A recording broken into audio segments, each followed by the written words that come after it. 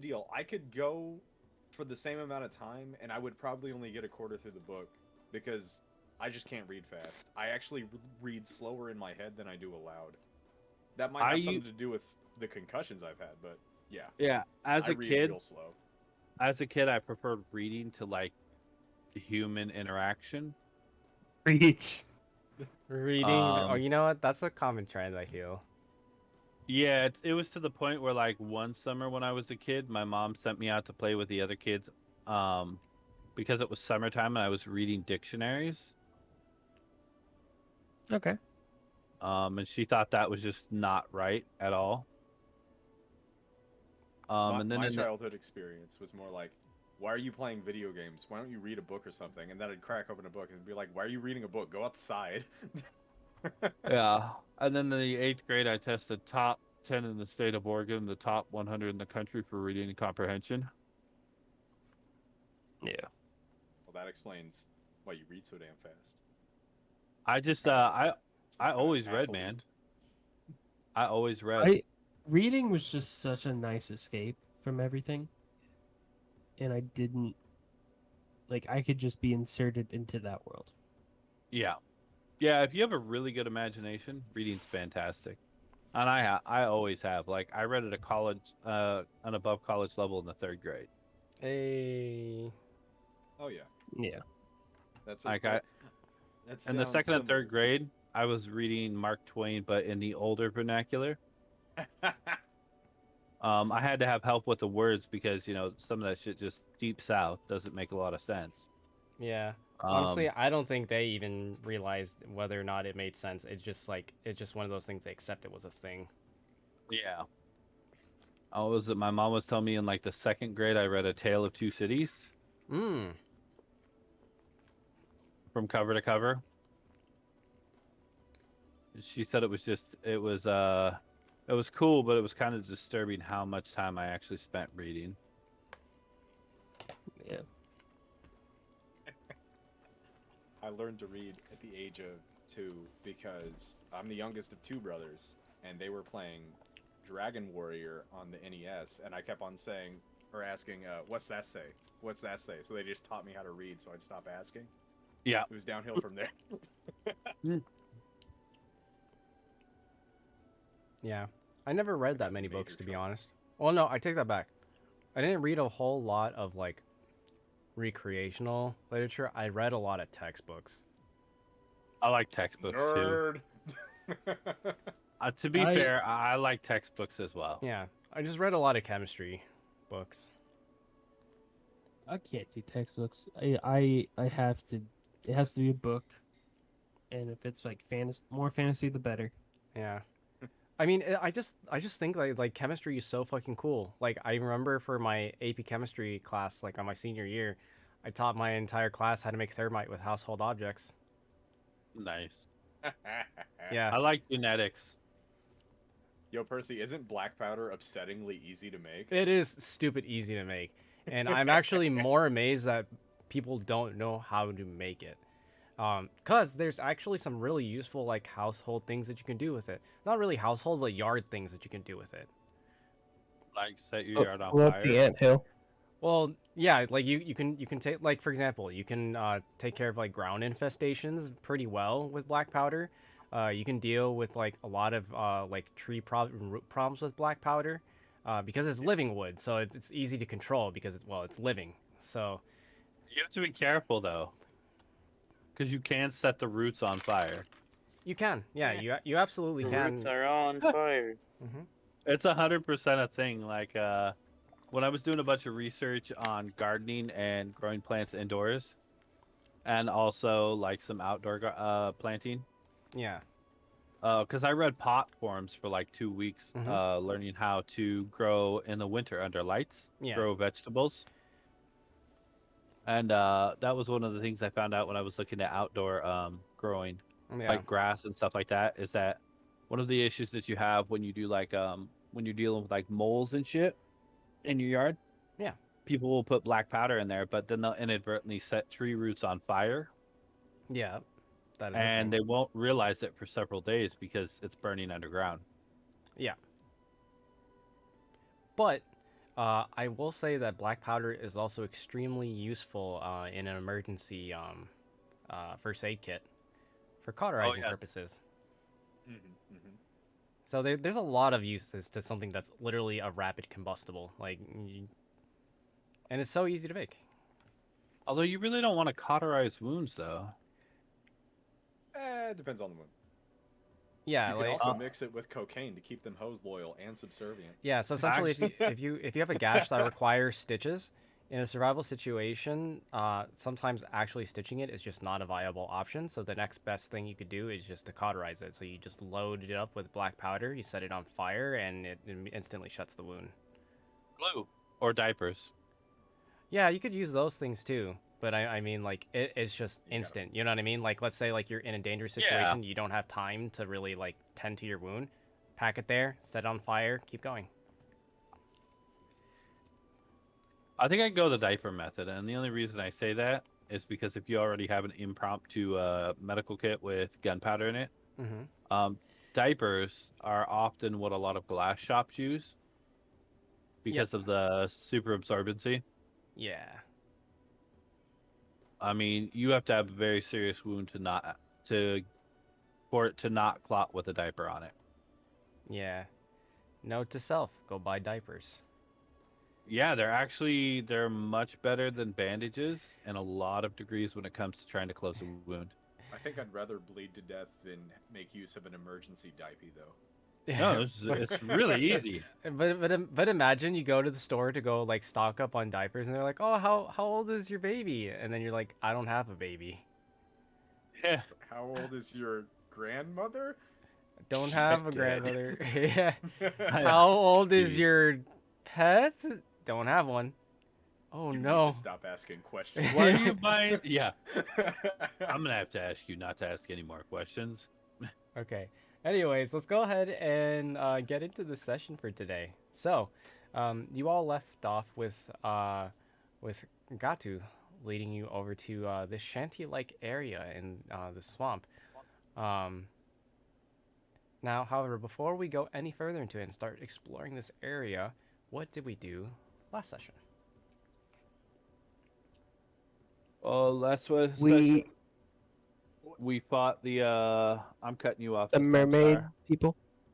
The No, vine actually, people. no. We fought the The vine fought people. They were Yeah, indeed Vine people. Yeah, we finished Oh. up the battle with the vine people, and then, we met up with the unknown person Gatu, Mhm. who had the leader of the expedition's goggles Yeah. in his hand, and then I attacked him, and then then they started talking. Who was it? I think it was Star that started talking to him, Yep. and then he led us to his place or wherever he's taking us. I don't know if we got quite that far. Yeah, last session was pretty straightforward. We Yeah. basically just fought and then went to the town. And so here Also, you we are. can't go back. Yep, you can't go back. Your The way trail in is is sealed. gone. Mm-hmm. Oh, and Star has a keep somewhere that he has no idea where it's at. Yeah, somewhere out there. Oops, you won in the wrong campaign. Oh, would you look at that? Like, Oh my god, that would be hilarious. yeah, imagine like Nature the Beast like goes by like a random like keep, like, and they're We're just outside. walking There's along, yeah, and there's it like just a bunch of guards materializes. outside.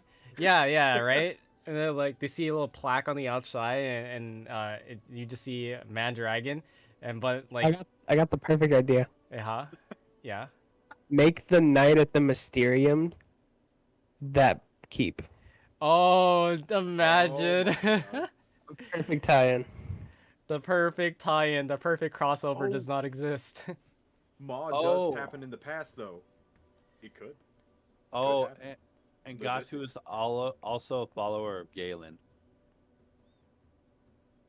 I missed that part. You said gay. Shut the fuck up. How dare you? Fucking gay. That All right, fruit I'm was going to so take a nap low later. that it. Oh, what the that fuck? I've been waiting to use that one. Oh. Oh my Oh, God. god. I'm just gonna Children. go home. Oh fuck. Okay.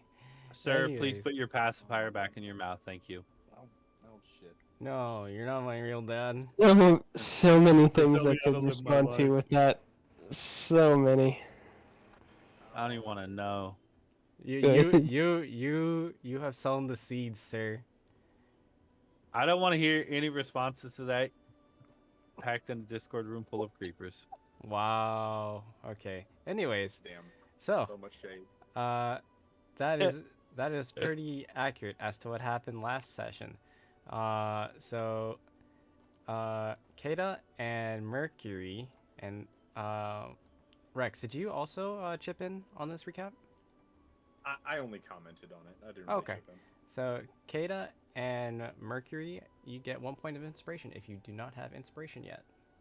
Yay! I had to cut Star off. He was going for it. I already knew. Yeah, and you're like trying to get the inspiration. It's like, wait, I want it. Yeah, he's like, I'm trying to give me another keep. I want keep upon keep upon keep. No, I mean, but it's gonna be so rare though. But imagine though, you manage to stock up on so many keeps. You have like 7 keeps already. And you don't know what to do with all of them. It's like a Russian nesting doll of keeps. Yeah, Keeps in his keeps. keep. That would be funny. All right, and so, Gatu leads you over to the village. It's really more of a shanty. You can see that there are paths paved with scrap wood that are kind of like tied together and then nailed down with pythons. You can see that there is like a little boat here. It seems like that's what they've been using to transport. You see that there's a few different crates that are on the inside. And otherwise, you can see at least a couple of individuals peeking out through their windows. You see this individual here and this woman here peeking through their windows over at you. But otherwise, no one comes out to greet you. They all seem to be kind of wary of you, or at least the ones you can see right now. And Gatu just begins to walk forward on the path. And he kind of like gestures you all forward with his staff. I'll follow. Enthusiastically follow my friend.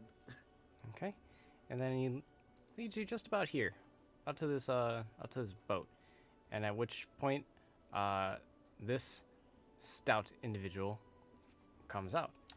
You can see that he appears to be a dwarf, a gnome maybe, ginger hair. He wears brass spectacles on his face, round and large. He has a bit of a Thick. Mhm. No, I'm just saying Say he he kind of thick, boy. thick. yeah, he kind of Yeah, thick. thick. Damn, boy. He is short and stout like most of his kind. However, you notice that his arms are like quite large, but the rest of him very much says scholar in a lot of different ways. It seems kind of strange, like the way that he's dressed versus the way that he's shaped and built.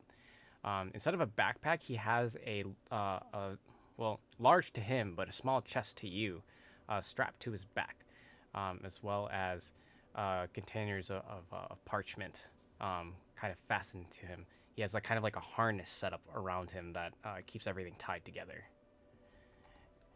And he comes up to greet you all, or if you could even call it that, as he says, "Gatu, who are these people? You have to stop bringing." And he looks over at you, Kata. Kata, roll me a perception check. God, he's checking her out. Damn, boy, he thick. Oh, boy.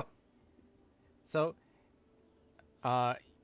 you don't notice anything other than like he's just a loud, like short man in front of you. But he kind of like he kind of just like glares daggers at you. He kind of like pushes up his glasses a little bit more to like kind of cover his face more properly. And he says, Who are you?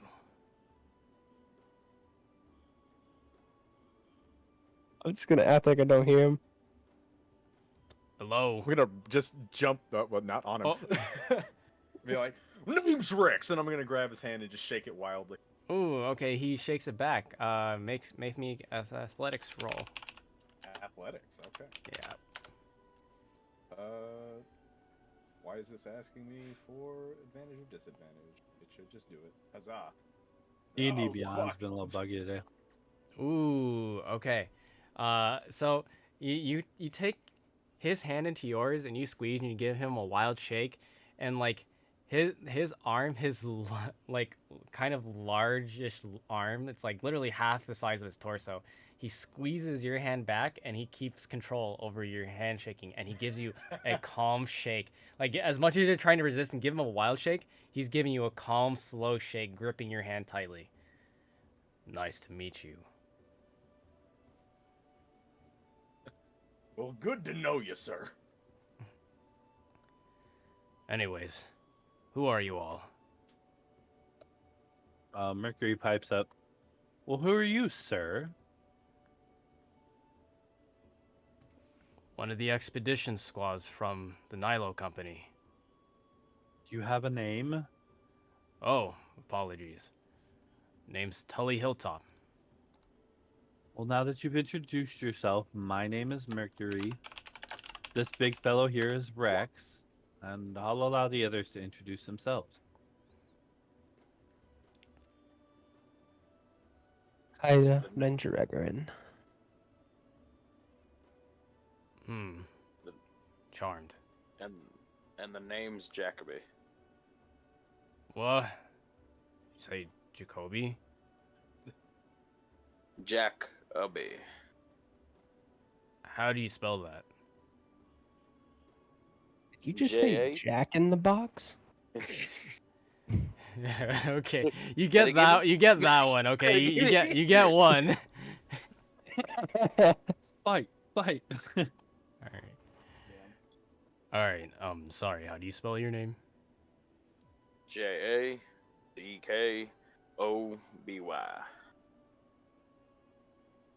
I'm sorry, son, but I think you've been mispronouncing your name. That's Jacoby. I think you've been ignorant for a long time, but it's okay. And I just met you. Excuse me, but how are you gonna tell somebody else how to say their own name? I get it a lot. Well, it just seems silly to argue about it. Oh, it is. I mean, it's your name. However you say this, however you say it. But now, hold on. Let Genius explain my name. And he like steps around Rex, and he like comes over to you, and like you see that like he pulls out his series of parchments, and he like pulls out like a bunch of different books. For whatever reason, he has like phonetics books like in his chest, and he brings out like a piece of paper. He lays it across like the ground over like the boards, and he starts like he starts going over phonetics with you, and like you even see a copy of Getting Hooked on Phonics right there.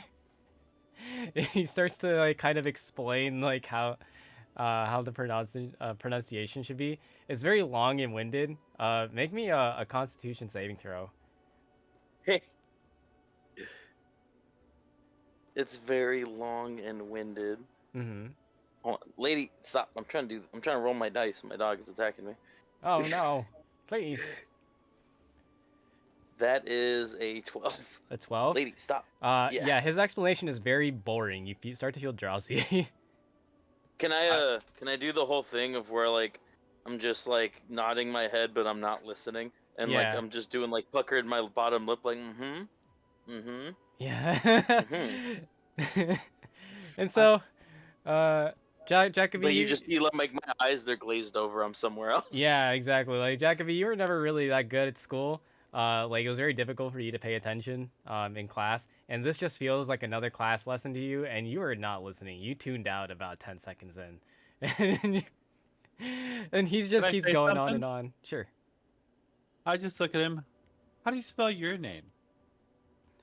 Oh, well, that's a good question. Tully. Tully. Julie?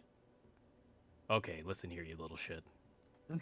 Well, if you're going to tell people how to say their name just because you don't agree with the spelling, then I'm going to tell you how to say your name because I don't agree with the way you spell it and say it. And he just stands I up think and your parents messed up when they spelled it and put the I at the end. It should have just been Tool. Oh, yeah, that's I'm perfect. just Julie. kidding.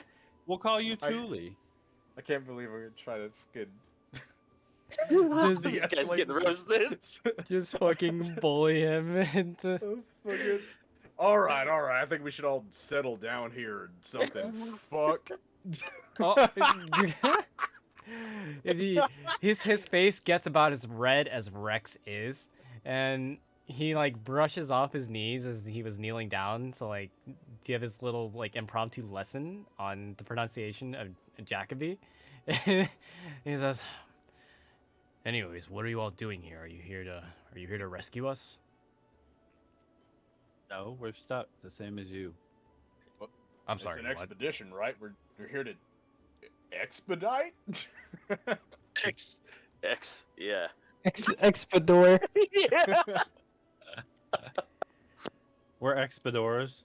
Duh. Expeditors. Expeditors? Can that be our new Oh, team God. name? The Expeditors. Actually, hate yeah. that. You know I what? hate that so much. Tully then asks you like, so does your group have a name? What does your squad go by? Expedors. We're the expeditors. How do you spell that? E-X-Z. I got it. You do a C in there? Yeah. Yeah. You do a C in there? Why don't you throw a couple Q's? Expeditors. Yeah. Hold on. You gotta add more curse to this. Yeah. There you go. Wait. Oh, instead of a P, it's a Q because someone made a mistake writing the P. Exquagors. Excadoras or excadorers. Yeah, there you go. I love it. Put a P in front of it and just say the P is silent. Yeah.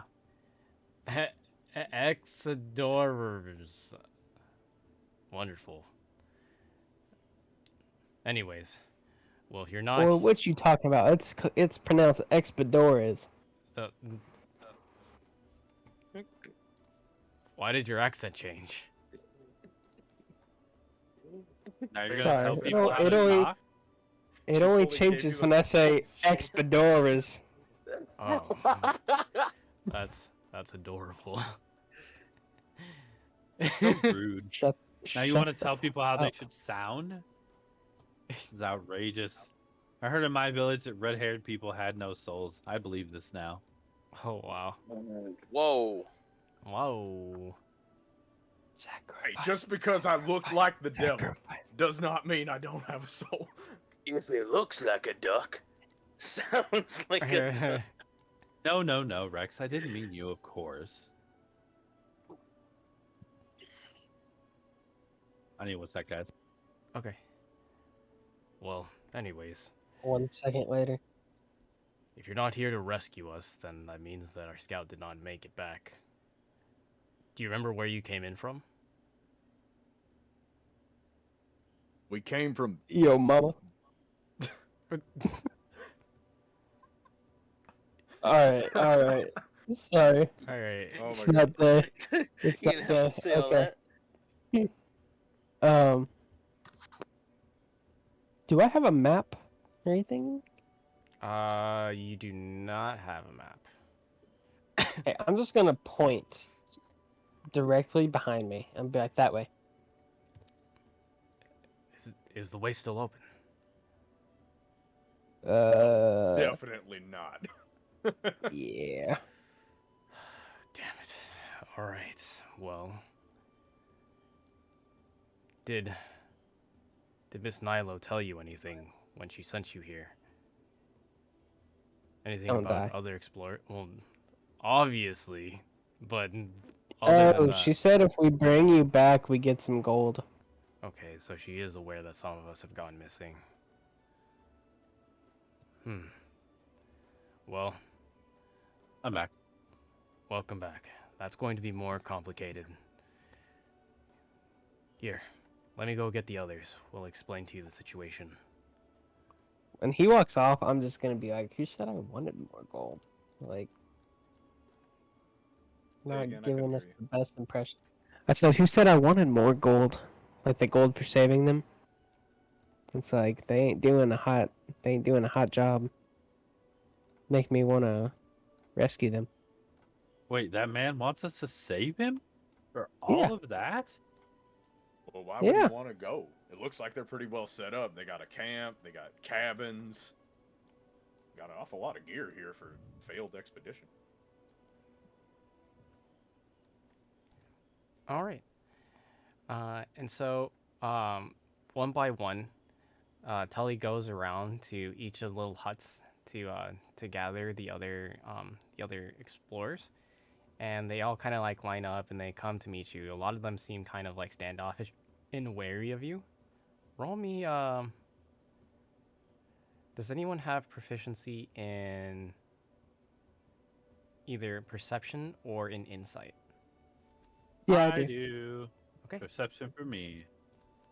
Same. Terrible roll. What is it gonna? Got proficiency in deception. Okay. Wait. What was that That's a again? form of perception. In either Perception? perception or insight. So Should either really learn. about them Nope. as people or just physically looking at them. I got a persuasion. Okay. So with your perception check here, wait, why are you rolling on Darrow? Yeah, that's. I didn't. It's literally says from Kaida. No, it says Darrow, Meadow Walker. Nah. No, but my perception for wisdom. Like I literally have Kaida's open. Yeah, Oh, it just has weird. Darrow's name on it. Is what he's saying. Yeah, like in the roll 20, it says Darrow Meadow Walker. I think it's a roll 20 thing. Yeah, probably. But anyways, with your perception of 13, you I mean, I can roll another one if we want to make it Kaida's. no, we're not doing that. So Look at this so guy. Kaida, with your perception of 13, you can only note that they all seem very like standoffish about you all, even though they're already aware that you're other explorers. However, you do note on a couple of them, specifically on this individual here and this individual here, they seem to have these strange like roots growing out of them. For her, it's growing out of her forearm. You can see that it almost kind of looks like a large piece of wood stuck through like one side of her arm and out the other. There's no bleeding. There's no redness around the area. It just looks like it's growing out of her arm. Over here, you can see that it's around her ankle.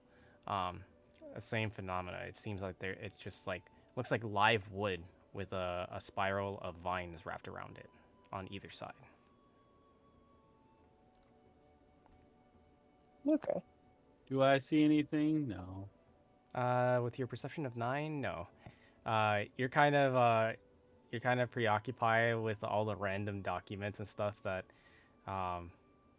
that Tully left behind on the ground. You're just like looking at it like, what is all this stuff? And then you see some of it get picked up by the wind and get like drop into the water, and so you get distracted by that. So you're not really paying too much attention to everyone lining up. I can read the documents though, right? Yep, you most certainly can. Ooh, I'm gonna read everything. Okay. Roll me an intelligence. Oh God. Just a regular intelligence.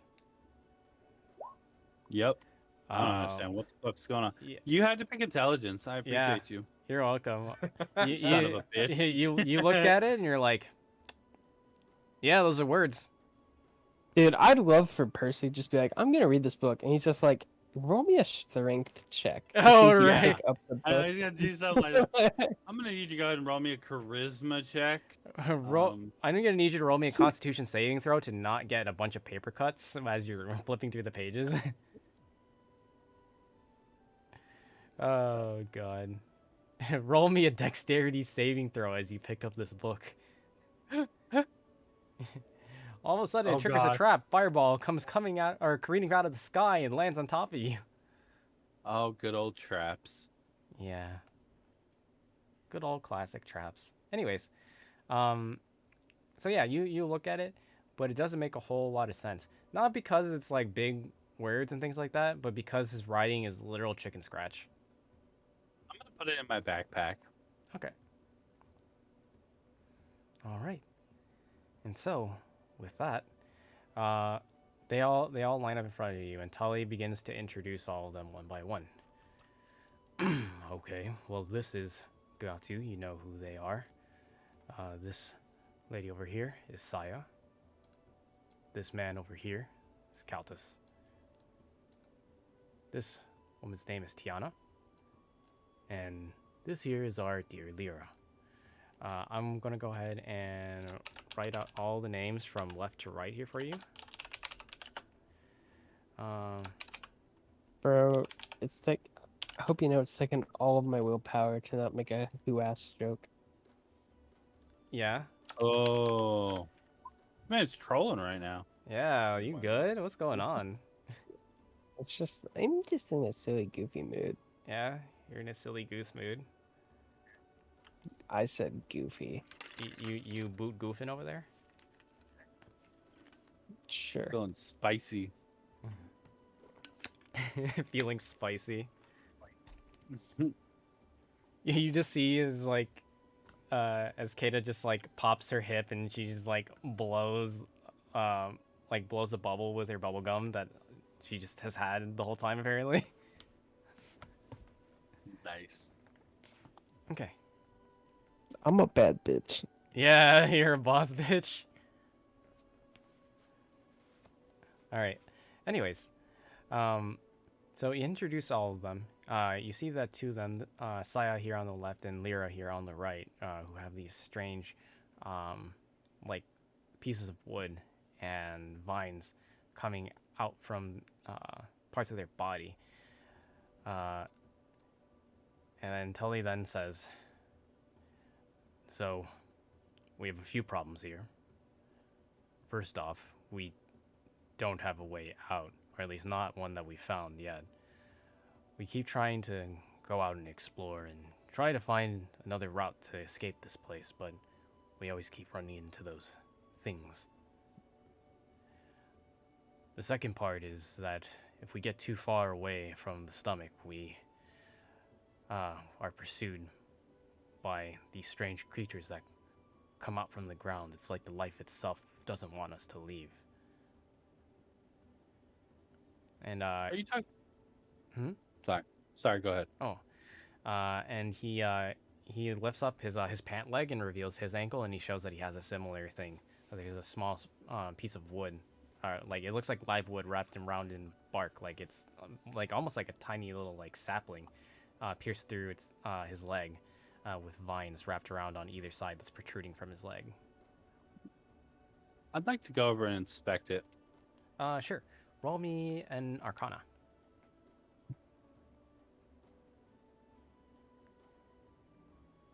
This wouldn't be a nature check, would it? Probably not. Nope. Arcana. You bastard. You're doing bad. With your Arcana check, you're looking at it and you're like, that looks like it would be extremely painful. But you notice that there's no bleeding there. There's no blood. There's no dry blood. There's no redness. Like there's not even any swelling. And the wood itself, like you kind of like tap on it just like very gently, and you don't notice anything like alive about it whatsoever. I just ask him, how did you come about this wound? Those creatures, have you seen them yet? Some of them look like The vine vines. people? Yeah, some of them look like vines. Some of them look like plants. Some look like flowers. Others look like trees themselves. Yeah, we killed some of them. Did any of them give you something like this? And he like points over to his spike and to the other individual spikes that are pierced through different parts of their body. Not at all. Well, I think the only one that got touched is me, and I just look around my body. I'd like to um ritual cast this a little bit. Try and on the wood around their ankles. See if I can find anything. Ooh, okay, hold on.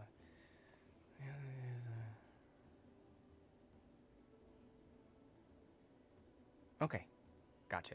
Are you using it as a spell slot or are you using it as a ritual? I'll ritual cast it.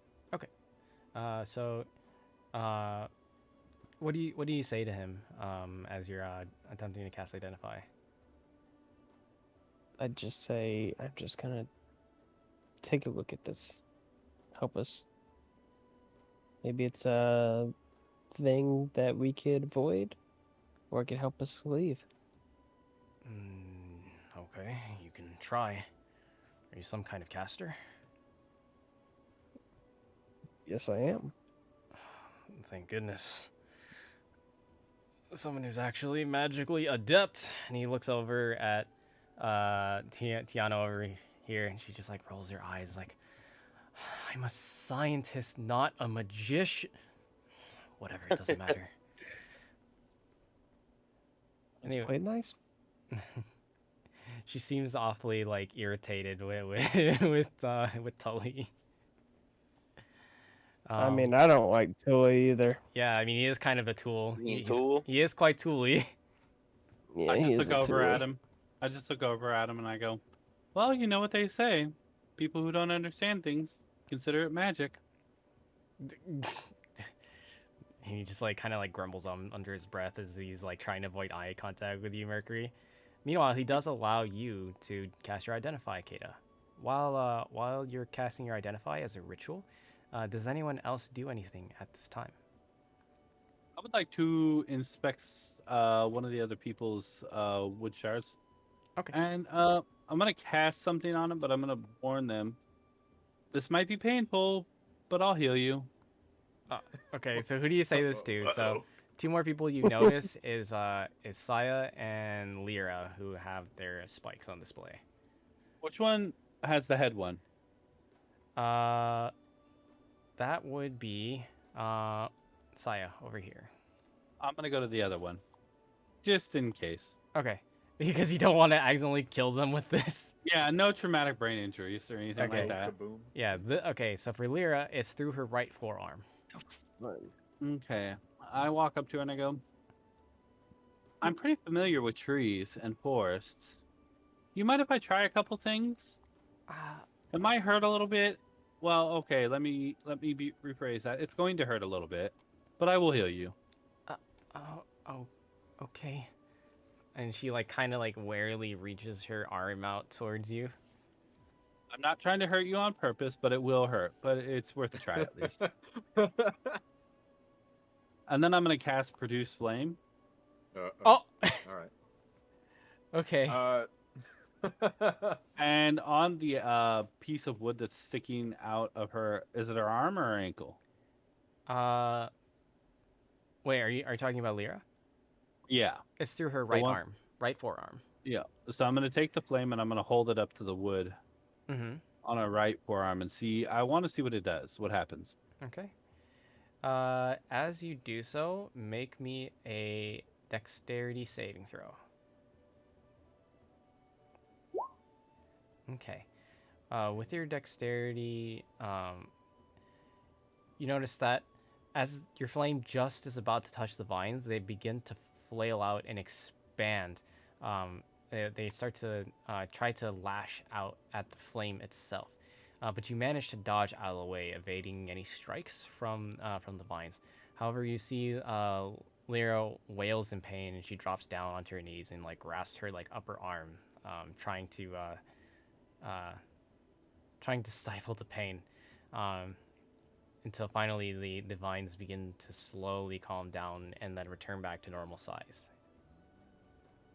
I flutter back over to her. Don't worry, it'll be okay. I have one more thing to try. Are you okay with that? She like, It's not. It has nothing to do with fire. okay, and she Just acid blasts him. Yeah. she kind of like looks at you like with a little bit of fear in her eyes, and she kind of like backs up a little bit against the tree. Don't worry, I will heal you. I'm just curious. I haven't seen this type of life form before. Roll me a persuasion check. Oh, so you're saying this in a calm manner, and like it actually sounds very sweet and convincing. However, your face looks absolutely terrifying. Like your normal like stoic looking face, you have like this sinister grin on your face. And it's terrifying her. It's one of those things where it's like it's almost serial killer-ish. Where you're like, it's okay, I'm not trying to hurt you, I'm just trying to figure it out. and like If anyone's seen the Dahmer one, it's Yeah. like, get a brewski. yeah, and everybody else like looks around at you, and like they all have looks of concern. Even Godtooth like takes like a step back. Tully, he like looks over and he like whispers over to you, Kata, and it's like, what is wrong with him? Regardless, my intent was to cast the spell either way. I just wanted to be polite. Okay, so you're gonna cast it on her? So wait, Yeah. were you trying to deceive her? No, I was just trying to keep her calm. Oh, I see. But due to my bad rolls, that's not happening. The spell was going to go down anyways. Okay, so what are you casting on her? I'm going to cast Druidcraft, Okay. and I'm going to try to make the piece of wood in her arm. I'm thinking it's a seed pod, so I'm going to try to get it to open or bloom. Ooh, interesting. Okay. Go ahead and let me see Druidcraft real Here, quick. let me link it. Yeah. Alright. Blossom seed pod open or a leaf bud bloom you created. Oh, okay. Instantaneous harmless sensory. Interesting.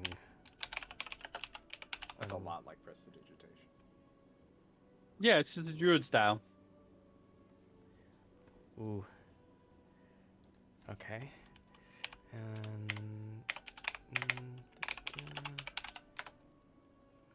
Oh no. I don't know if I like this. This is gonna be awesome. Oh god. All right. So, I have some good news and some bad news. Which would you like to hear first? Bad news, Definitely always the first. bad news. All right. 1 second, I need to drink some water. I feel like I'm gonna need a beer after this. I feel like it was 100% Be worth way it. ahead of you. Walk into my fridge. Yeah, right. It's popping out the fucking cold ones with the boys. Oh shit. What? Oh no. Why is the music changing? Oh no. Oh, I'm drinking a Modelo so I can feel like a champion, or at least that's what the commercials say, right? This one is more fitting, I think. And so, He as just you- puts on some like hardcore like Dun, dun, The dun, Duel dun. of Fates. And so, as you reach over and you cast your Druidcraft onto the pod itself, you see as the wood itself begins to expand in your arm. You can hear the cracking of bone as it does so. She screams and wails out in pain, tears rolling down her face as she kind of writhes, clenching her arm. You see as Tiana, Kaltus, and Saya begin to kind of surround her and try to to get to your aid. You see as Saya kind of nudges you out of the way, and you see as Tully comes up to you and reaches out and tries to grab you here. Mercury, roll me a dexterity saving throw. Oh no, the below 10 magic. He manages to Oh. grab you. Oh, sorry, go ahead. Damn it! See, I keep forgetting that. I was gonna cast. Well, that wouldn't work. Yeah. So let that happen. Okay. So he grabs you out of the air and he gets your face really close to his. Like because you're a fae, like you're like a doll in his hands even at his small stature. Like kind of like more like one of those larger dolls, like one of those like American Girl dolls. And he just like holds you close to his face and he's like, "What did you do to her?" I just look at him. Hold your horses. She'll be perfectly fine. And then I cast Gust on him. Uh-oh. What's the saving throw? I feel like it's strength. I think so too. Yeah, it's 14 strength. Okay. He manages to resist it. Like his clothes like whip back, like pressing like flush against his body. At this point, roll me a perception check.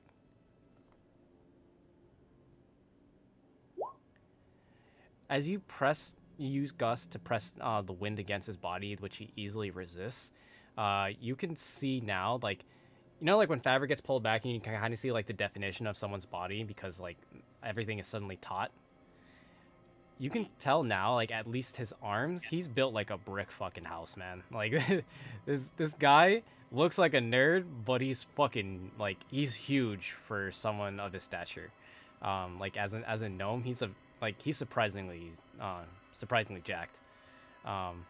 He doesn't squeeze any harder though. He just like holds you in place and turns his attention over towards Lyra, who you can now see is screaming out even louder in pain as the pod begins to expand even further, completely dismembering her forearm from her elbow. Oh. Oh my god. Now, if you would like me to help her, let me go. And he It's that simple, or I will not help her. and There's a reason I did this, and I told her it would be painful. he lets you go. But however, before you can get over to Lyra, you see as like this pod, it begins to like you see the vines expand again and kind of turn over and it begins to like walk around like a crab. The pod itself begins to continue to form. It's ebbing and flowing, it's expanding, it's making these like quelling sounds as it cracks. You can hear as like the bark itself is splitting and falling off its body, showing the live wood form itself. In which case you can now see that the live wood itself is quite translucent. It's thin. On the inside, it almost looks like if you've ever seen a diagram of the organs of the body. It looks like that. It looks like you can literally see into the organs of this creature as it's beginning to grow more and more. And it begins to run down towards the southeast at a rapid speed. It's like it's small, but it's fast, and you think that man, it's moving kind of slowly. But it's not that it's moving slowly. Everybody, roll me a perception check. Huzzah. Oh, God. You did Performance Mercury. Oh, thank God. Oh yeah, there we go. Yeah, hit me with that real perception. Much better. I was like, Hey, there we go. 3. I was like, one good roll. That's all I'm getting today, apparently. Hey. What did you get over there, Jacoby? I got a 21. Oh, let's 19, go. 2. So you all noticed this with your keen senses. Your adrenaline is going. You're on high alert. You just saw someone's arm get dismembered, and now you're watching as this strange unknown creature is growing and doing disturbing motions. Begins to run away. You think it's moving slowly, but it's not that it's moving slowly. It's just rapidly getting larger and larger as it's running away from you, making it seem like it's moving slower, but it's just getting bigger as it runs away. I want to tackle it? Um, I'm saying with a huge question mark. would you two, so first off, the girl that I cast Druidcraft on, has the wooden piece completely detached itself from her? It's completely detached from her, but she is missing a forearm now. Well, the forearm, is it laying on the ground? No. No, it's running away. Yeah, with your perception check, you can see as like the arm that it was attached to, it's taken it along with it. Oh, Yeah, no. I look at Rex and Jacoby and Gato, and I go follow it. I'll attend to her. Try to Will capture do. it if you can. All right. Jesus criminy. And I'm gonna like light another cigar as I start running. So What the hell? immediately, What the heck was that? yeah, Gatu immediately starts running towards the southeast. He's like full tilt sprint, making his way over. I yell Hey, behind come me. back here with that hand. I yell behind me. Try to capture it if you can. Okay. Damn trees. And then I'm gonna go attend to the girl. All right.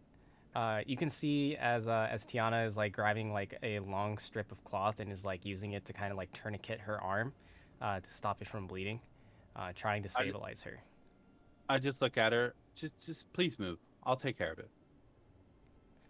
She like kind of like give me another persuasion check as like she kind of like gives you a scornful look. Okay. She looks at you for just like a split second with a scornful look, but she does like let go and she takes a step back to give you some room. And I'm gonna go ahead and do. I'm just gonna cast Cure Wounds on her for now. Okay. I'm just gonna focus on stabilizing her and stopping the bleeding, but I don't actually want to close off the arm entirely. I do want to still use some bandaging. Okay. Because I'm hoping to reattach her arm if we can get a hold of it. Okay. You got That'll it. save us a lot of trouble in the future. Okay. So you go ahead and you cast it. You can see is like at first like the bleeding is like spurts all over the greenery around you, staining it with gore. However, as you cast the cure wounds on her, you can see as the bleeding begins to slow and clot, not seal her stub, but just enough to just slow the bleeding to a clot. She's And then I would- sweating profusely at this point. And then I would like to cast Detect Magic on her arm specifically. Well, her whole body, but I'm paying very close attention to her arm, Okay. where the wood spike was through. All right. Roll me an Arcana check. Or not Arcana checks. I'm sorry. Are you using Identify? No, Detect Or Magic. Detect Magic. Okay. So you use your Detect Magic, and you sense her. You see the magic all around you, but her in and of herself, you don't sense any magic from her. However, you do sense magic coming from the other 4 individuals here. Okay. All right, I'm gonna look at the others. Okay, let's get her to a bed so she can relax. She'll be fine for now. Once the others get back, hopefully they'll catch that creature, and then we can all have a discussion about what just happened. Okay. And shaken up and frightened, they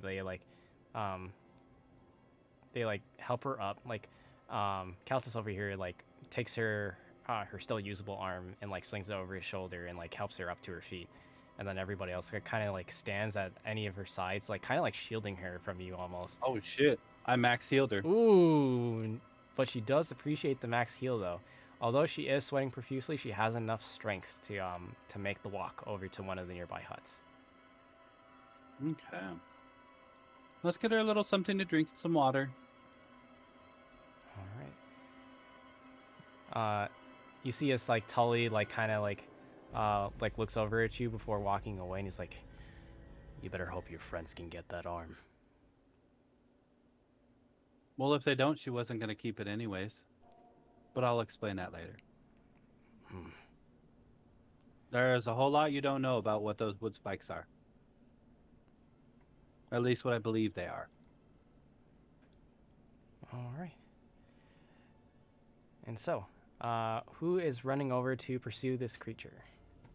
Me. And I believe Rex. Rex is. Jack is. Got 2 is. Okay. Yeah, Gatu's running after them. Jacoby's going after them. Kata, are you pursuing them? No, No? Okay. I'm just I staying did back. not expect you to. Okay. Rex is going after them. And are you staying here at the shanty as well? Mercury?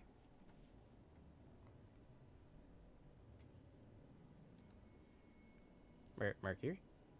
Oh, I'm sorry. I didn't realize. Yeah. Actually, I look over at. Damn it, Mandragora, and I cannot remember your first name. What is Kata. it? Kata. Cicada. Okay. Cicada, do we happen to have any of the vines from our previous encounter with those vine people? I don't remember if we grabbed any. Did we? I don't believe we did. I look over the others. Do you happen to have any vines from the vine people? Oh, we gone though. We ran. No, no, the others that are here. Okay. I don't think He's Kata would have talking kept about- any of them. Oh, you're talking about these Oh, individuals here? yeah, Talking the about others. The NPCs. Oh, Yeah. okay. Well, I mean, we managed to scavenge from some of their bodies to make some materials. We actually used some of them to weave together some of the planks of wood we use as the paths. Bring me one of their bodies, please, quickly. My Uh, magic will wear off soon. he runs over to the back here near like one of the sacks, and like he pulls like mostly a pretty mangled corpse of one of the creatures. Seems like they've been harvesting from it to use as building material, but he does bring it over to you. Okay, so detect magic is a concentration spell for up to 10 minutes, so I'm going to direct Correct. it at the body. Okay. You use the detect magic over the body, and as it gets closer and you get a good view over it, the intensity, the color that your detect magic is identical to the color you see upon them, glowing bright blue. How long have you guys been here? We've been here for seems about 3 weeks now, maybe a month. Were any of you inherently magical when you started the expedition? No. Interesting. Okay. Go and get your friends some food and some water. Where did you say you found these vine people at? We were exploring the ruins up to the north. Yeah, don't do that anymore. Stay in your village for now. I don't need you to tell me that. You're right, you don't. But you like living, so I'm going to tell you that. Thank you for healing her. Oh, she's got plenty more healing I'll do for her. I just want to make sure. I'm hoping they'll get her arm back so we can reattach it. As messed up as it seems, there was an actual reason for doing what I did. Okay. And for her, she was the one that would take the least amount of damage in doing so. Mercury got like mad Dr. House vibes. Like he's just like, shut up and let me fix you. Yeah, right? I've created this problem. Let me fix it. We've come to liberate you. Please do not resist.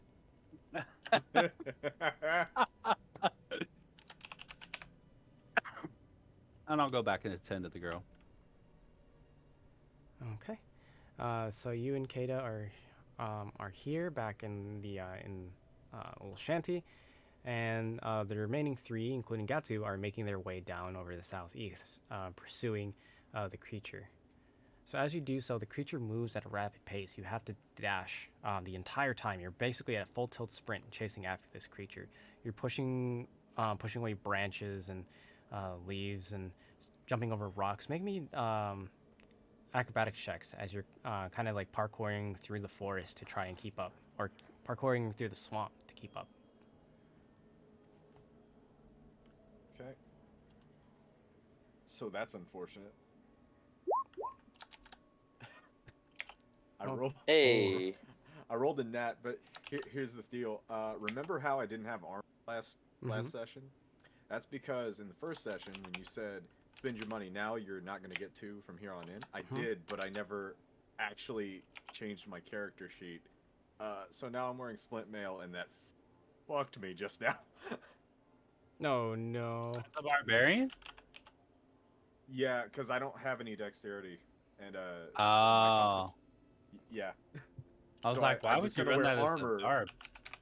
But I was get gonna it. wear armor, but we didn't start the combat until the beginning of second session, so I forgot to equip it at the end of first. So I oof. got you. That's rough, bro. All right. I got a dirty 20. A dirty 20. Yeah. Ooh.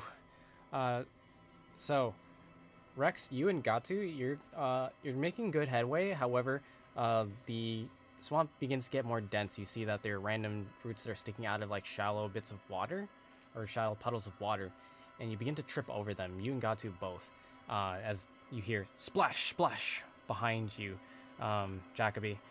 However, you're able to kind of pursue with ease. You've now passed them, like well ahead, like maybe 20, 30 feet ahead. You see the creature is still continuing to run away. What do you do? Can I shoot Ray of Frost to slow it down? You most certainly can. Roll me to hit. Oh, heal, Alright. yes. I'm gonna Whoops. curse you with my good luck right now. Hey, 24. Ooh, nice. That most certainly hits. Roll me damage. 4. You shoot a blue icy cold light towards this creature, and you can see a little poof of blue smoke in the distance through the foliage as it struck, as it goes, as it like then screams out, more like in frustration than anything else, as it continues to run away. You can hear the fading steps, but they're not nearly as fast anymore. You can hear as before, it was boom, boom, boom, boom, boom, boom. It just goes boom, boom, boom, boom. It is slowed down. Heal, yes. Nice. Okay. So Rex and Gatu, you return back to your feet. You are wiping off water and mud off yourselves as you begin to trudge further into the swamp, chasing after this creature. At this point, you've traveled about 100 feet total, all of you collectively. Do you continue to follow it? Yes. We're in pretty far as it is, man. All right. And then you continue to chase after it further. It's slowed down significantly, so you're slowly but surely catching up to it. You can see as this creature is quite large now. It's towering, you would have to say, it's about 20 feet tall at this point. In terms of width, it's about 10 feet wide. It's Why is it so damn big? this fucker is huge. It's grown rapidly since since you last saw it. But it's like occasionally looking over its shoulder every now and then to check and see if you all are still following it. And it does see you. It tries to sprint as fast as it can. However, it is still slowed by the ray of frost by the time that you all get close to it. What do you do? Okay, wild, goofy question time. Can I still see the hand? Roll me a perception check as you're looking for the hand. Okay, I'm not good at these. Fucking dice. You have no idea where Teetering that on hand 18. is.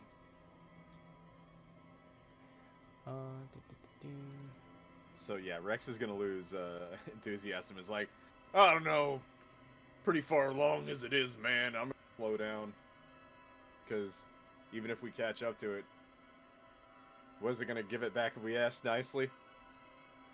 It's about to be 2 stories tall. Yeah, it do be pretty tall though. I don't know. Looks like it would kind of give you splinters, dog. Well, if I was gonna be able to see the hand, I was gonna throw an axe at it to try cut it off. Just a little. Just a little pop.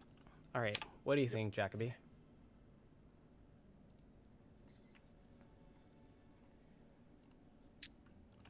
Well, that was a good point.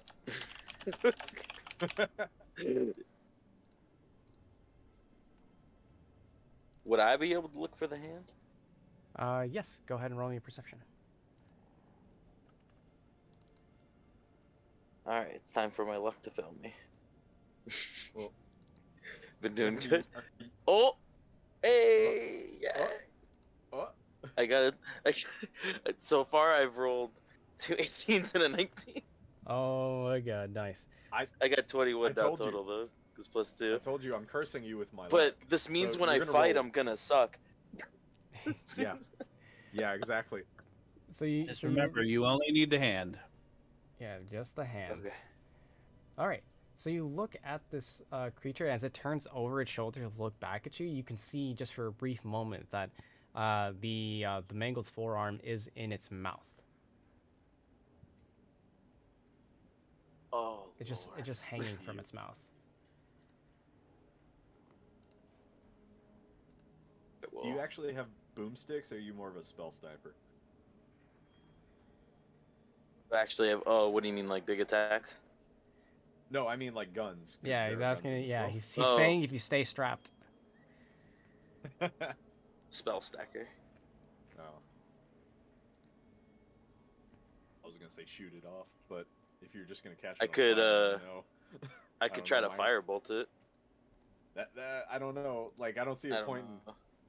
setting it on fire to get it Yeah. off. It's like, hey, we got it back for you. It's just ash. Well, I have a catapult. Oh, you have the catapult spell? Yeah. Catch! I'm tossing you a hand axe. Is that range? Yeah, Yeah, it totally 60 is, feet. and dude, it's a wild spell. I actually really like catapult. I wonder if you could catapult the hand out of the creature's mouth. It says object wing 1 to 5, but they can't be worn or carried. It can't be being worn or carried. Yeah. So I was just curious. Sorry. I could try to launch something and hit it in the face, knock it out of its mouth. Oh, that's up to you. I I don't was even- just curious. That's what I'm saying. Launch my hand axe. I'll lose a Oh. hand axe. I don't care. Alright. All right, Or That could launch work. me. I'm willing. go for it. Send him, my guy. Alright, it has to make a dexterity saving throw. Okay. Okay, What's the so DC? it has to be like, it has to be a target. Okay. Yeah, it says, here, I'll read it. Choose an object weighing 1 to 5 pounds within range that isn't being worn or carried. The object flies in a straight line up to 90 feet in a direction you choose before falling to the ground, stopping early if it impacts solid surface. If the object strikes a creature, the creature must make a dexterity saving throw. On a failed save, the object strikes the target and then just stops moving. When the object so- strikes something, the object and what it strikes each take 3d8 bludgeoning damage. Okay, so the creature needs to make a saving throw against your spellcasting modifier. That's what I'm hearing. Yeah, and I believe you'd have to beat a 14. So it says right here. For me.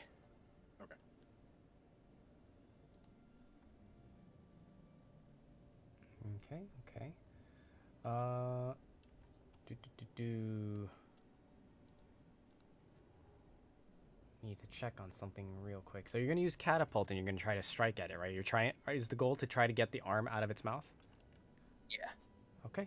The goal is to cut the arm off the creature. Okay. And it's this. Or This is a out of its dexterity mouth, or- saving throw for the creature, correct? Yes. What Has is- to beat a 14. Beat a 14. Okay. Do.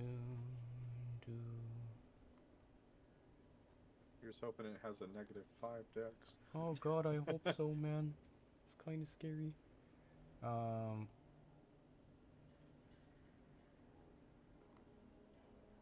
Oh. Interesting. Okay. So, luckily, it fails, and as you're taking a hand axe, and you see as like, what does it look like when you catapult this towards this creature? And catapulting is a hand axe, so I guess if it I'll try to time it. If it turns and looks again with showing that it's in its mouth, I'll try to kind of like cut right through the teeth of it Okay. to just break it free. Okay. So you cut it towards the teeth and it goes as it smacks it right across the mouth. It kind of slices through its jaw, making it go slack for a brief moment as the arm falls to the ground into the swamp water. it screams out in pain and begins to growl at you as it slows its pace down and slowly turns around towards you all, getting down onto all fours. As it screams at you, you can see as its mouth is slowly healing in on itself, closing the wound that you just inflicted on it. And So, Mhm. I missed it. Did the hand fall? the hand did fall. It fell into the swamp water. You can still see it. It's just sticking out in the swamp Okay, water. I'm diving in. Okay. Rage time. It took 16 damage, by the way. Yep. 3d8. Yeah. It did indeed take. But I don't know if it really did. It healed. So. He said it was healing. So. Yeah. It started. I Makes think- me sad. Started healing. I think the move here is grab the hand and run. We don't need to fight this guy. Okay. And so with that. So you're gonna do a ditch effort and try to run for the hand, right? Yeah. Okay. Are you all able to see the map here? Yeah. I mean, it's still loading for me. Okay. You know, I'll be with you in 5 minutes. Okay.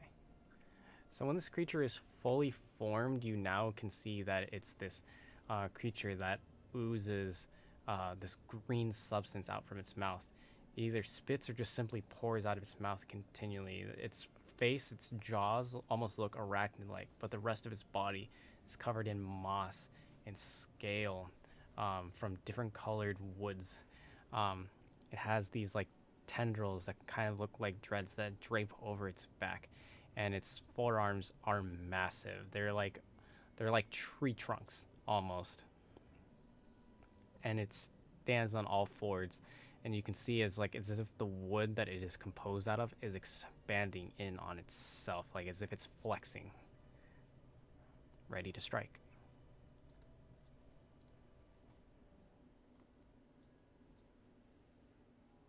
Oh dear. Well, this is some seriously fucky Akira shit. Can I just prepare, since I see Rex going for the hand? Mm-hmm. As soon as he pretty much grabs the hand, I'm gonna fire a ray of frost at it again to just slow it. Like, if it's still not, and then just Okay. head out. If you do that, it will be initiative. Oh, I see. Okay. Yeah, I'm just gonna grab the hand and run. We don't have to fight Okay. this guy. Yeah. Run. Running. Okay. And so, go ahead and make me a dexterity saving throw as you're running for the hand. The hand is literally right in front of it, so you're trying to run up to it, grab the hand, and dip out. Ooh. But wait, there's more. Okay. Okay, I didn't do worse. Uh, I'm wearing armor. And so, as you run up to try and grab the hand here, it does one of two things. It doesn't move. It actually lets you come in closer to it. And as you get to, show me. Oh, actually, you're already running for the hand. The hand is going to be here. So you run. Yeah, you run here. My bad. Sorry, I tried to move your token at the same time. So you're here. It doesn't even attack you. It doesn't strike at you. It's still just standing there flexed. And then all of a sudden, it just drops its entire body low to the ground. And you can see as vines begin to shoot out into the swamp water and expand out before you can see as this entire area, one moment, erupts up in vines. So, oh shit. One moment as I try to learn how to draw a box. 20. Oh, box. Yeah. Oh, there's. This box is I fucking. mean, there's a grid right here. Yeah, this box. I don't know why when you said that, it reminded me of Ted. I just when he's doing the job interview. Oh yeah. So as you can see here, this box is fucking enormous as vines begin to erupt all over the place, all around you. You see as it sprouts around you, and begins to tie around your ankles. They're not exactly trying to grip you tight, but they're trying to slow you down. And Rex, you are in the thick of it. All around you is difficult terrain now, surrounded by vines, as it now just kind of like looms over you, like the green ooze that's coming out of his mouth is practically pouring almost over your face. It's just front shy in front of your face, just like about an inch away from you, and it is acrid. Like you have to kind of like turn up your nose, like you almost feel like vomiting from the scent. Mm-hmm. Mm-hmm. Mm-hmm. And so, the wheels of fate begin to turn once again. Please roll me initiative.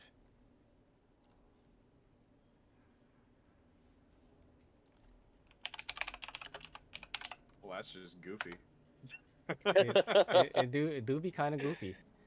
Have they been gone for a very long time at this point? No, they've only been gone for about a minute.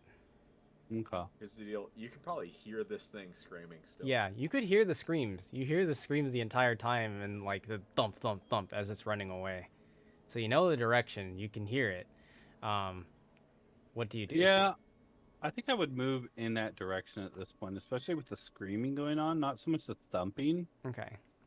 given the creature's size and rate of growth. Okay. So we'll say that you started running after them pretty early on. You didn't wait the full minute. So you were pretty much like dashing, keeping pace, and making your way over to try and like to bring aid. Kata, are you also joining?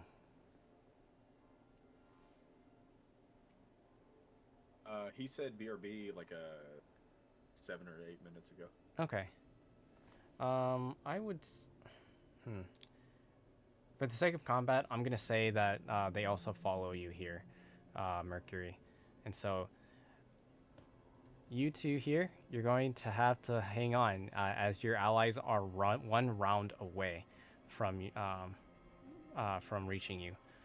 Go ahead and roll me initiatives as well, Mercury, and I'll roll it for Kata. Okay. She rolled a 16. All right. So she go first though. So let's see. We're gonna go ahead and put you here, Mercury. We're gonna go ahead and put Kata here as well. Where is? Yeah, there you go, Kata. I don't even see my token. It's like really far up north. It's like on the northern border. Okay. Yeah, scroll Yeah. up. Yeah, I'm zoomed in on the map a bit. Okay. Okay. Are you all able to see your initiatives on the board? No. Okay. One Me moment. neither. I'm gonna go ahead Got a and. 4, by the way. Okay. I can actually act within this initiative round.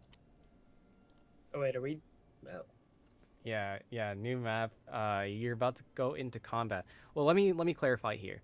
So, your three allies have made their way to run over and chase after this creature, and as they're now seeing this creature is fucking enormous. It's like 10 feet wide and 20 feet tall at this point. They're trying to take the hand, but they have been trapped by a large radius of vines all around them. Entrapping two of your allies, at least in difficult terrain, making it practically impossible to run away from this creature. Mercury senses this and starts to like kind of like be like kind of concerned, like I'm not sure about this, and begins to like kind of chase after them. Do you follow Mercury? Kata? Me? Oh yeah. Okay. Hey, it's actually an 18, my initiative, because I get to add my intelligence modifier to it. Oh, as well. okay. I got you. It just doesn't show that Okay. because I'm temporal awareness. You can add your intelligence modifier to your initiative rolls. Oh. Are you a divination wizard? I'm a Chrono Wait, Mage. chronergy magic. Okay. Hold on. I need to be She's able a to see. time mage.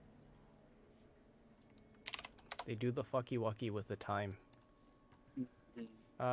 Jacoby, what was your initiative? A 4. 4. Okay, you got it. It got me. And got an 18 here on this one. Okay. And then this creature here, let me double check my notes. Ah, I see. Okay, interesting. Oh, guys are fucking lucky.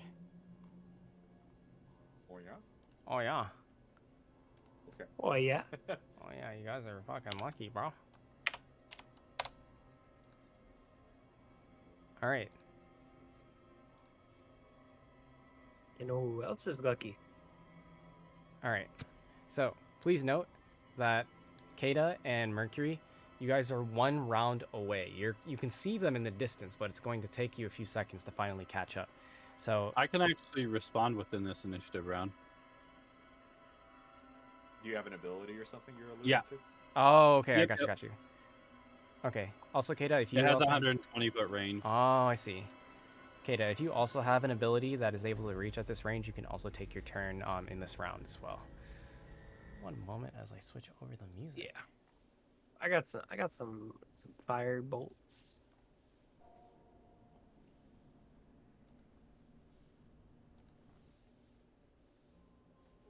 Oh no, that's not what I'm looking for. There we go.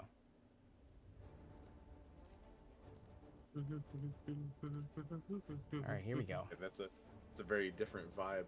I thought we were about to be dealing with some least of the painful shit.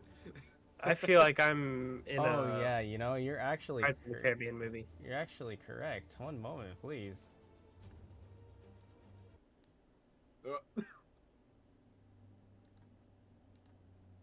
There you go.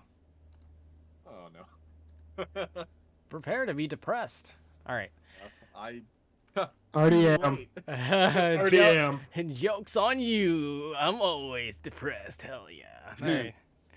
Anyways. Emotional damage. And here we go. Rex, you're at the top of the turn order. You are right in the thick of it. You have vines surrounding all around you. You try to take one step back and you almost trip over yourself, but you still stand tall. What do you do? Okay, so I need to decide real fast whether or not I'm going to try to run or fight this thing. Yeah. You're standing right over the hand, too.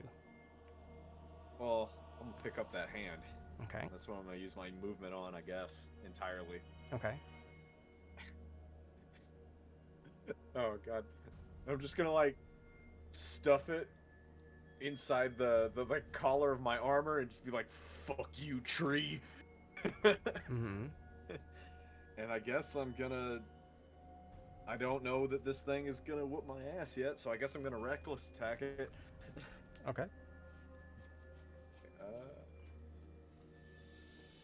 Is it gonna ask me? No, it's just gonna roll. Alright, so I'm just gonna roll this twice. Okay. Yeah, okay, so Ooh. 22. Okay. Let's see. 22. That hits. The 14 does not. Damage? Ooh.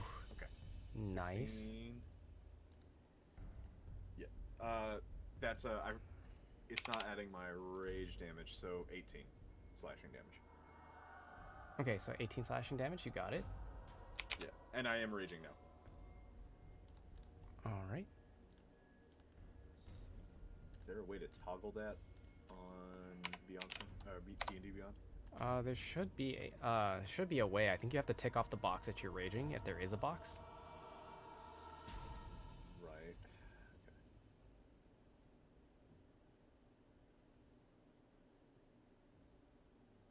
Okay.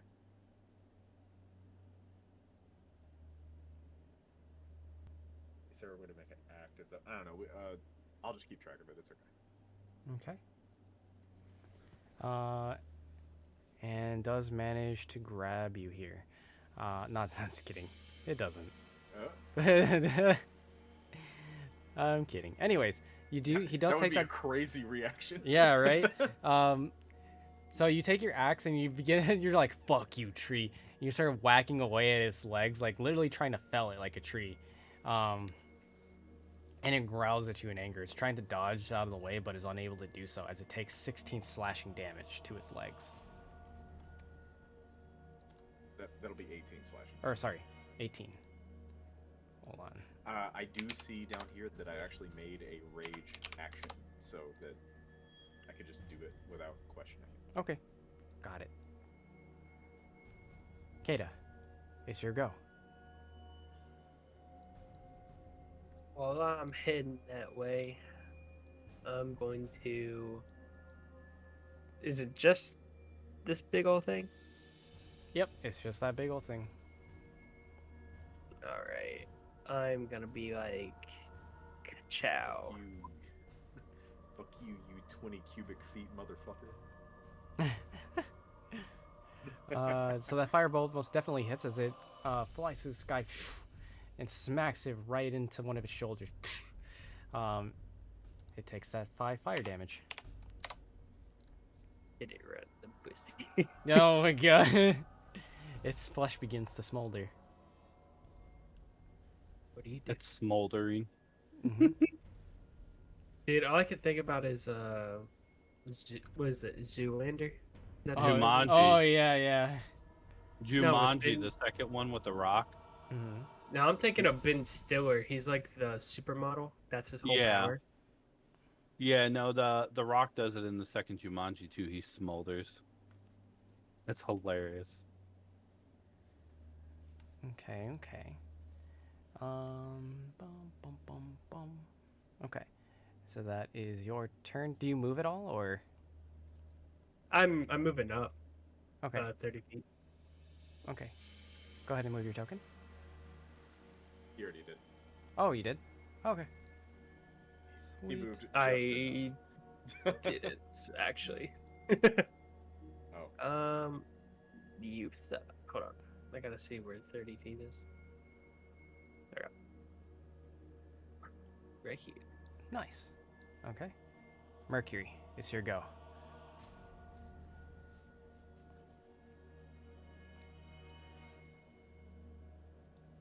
Oh, I'm sorry. I was zoning out.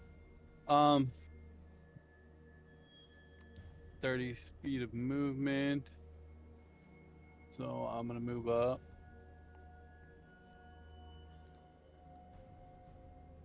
And then I'm gonna cast Guiding Bolt at the monster. Mm-hmm. 22 hit, 22 most definitely hits. 16 radiant damage. Ooh, nice. Dang dog. And that'll be my turn. What guiding bolt do? Guiding Bolt is here. Let me link it. On hit before the end of your next turn has advantage. Okay. Yep. So the next person to attack it has advantage. All right. Nice, nice. So he takes that 16 damage. Poof. Okay. He's probably not happy. No, not happy at all. All right. get- And where do you move? Oh, you already moved out. Nice. Yep. I get 2 free casts of Guiding Bolt. Yeah. With with the star. Circle. Okay, okay. Then it's Gatu's turn. Gatu then takes out their bow, and they're gonna go ahead and shoot at this motherfucker. All right.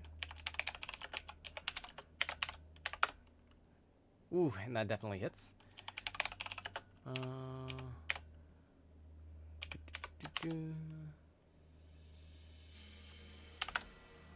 As he fires off an arrow, with quick precision, he like pulls it out over his shoulder and then just immediately like quick draws it, and it lands right into one of its eyes, as it squeals out in pain. Nice. All right. However, it's this creature's turn.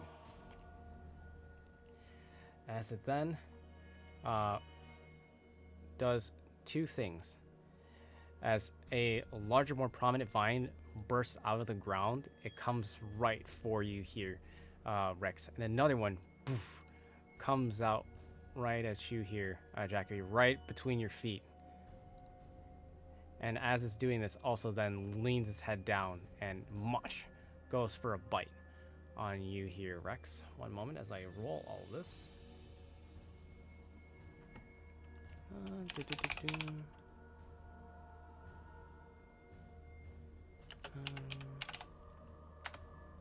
Okay.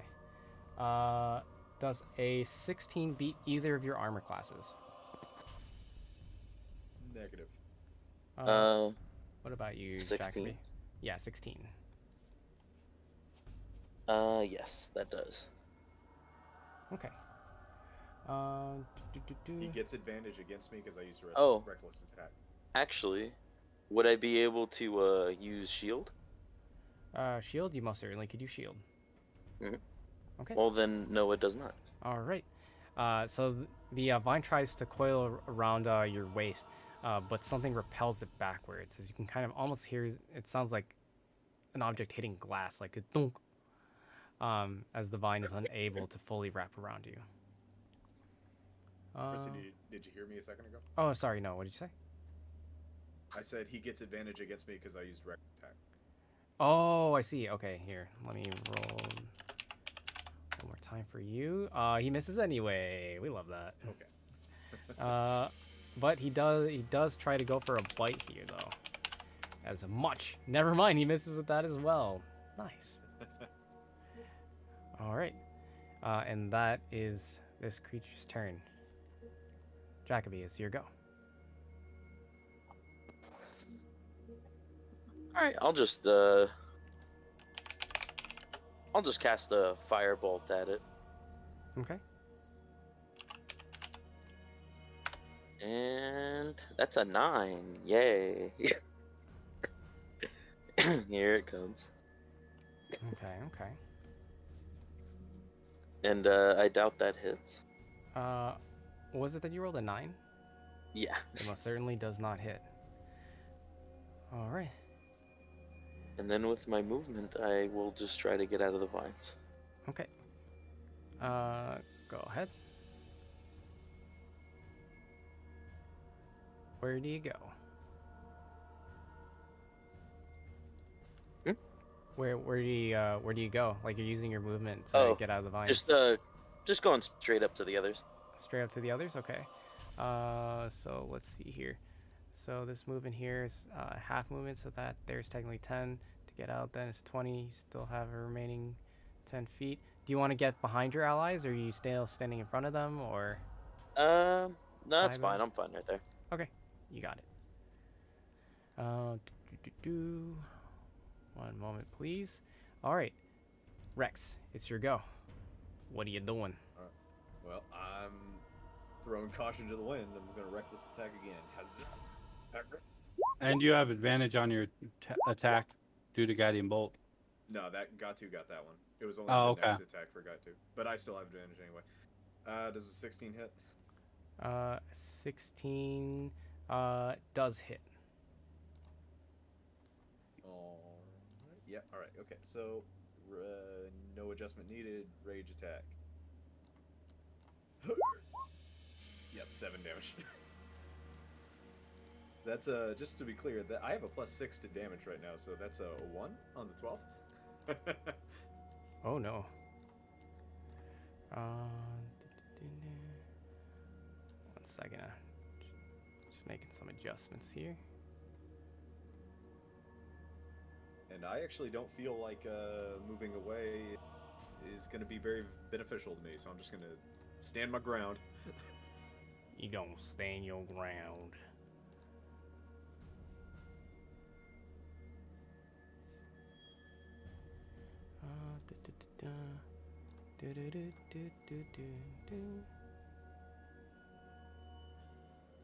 You just got copyrighted. No.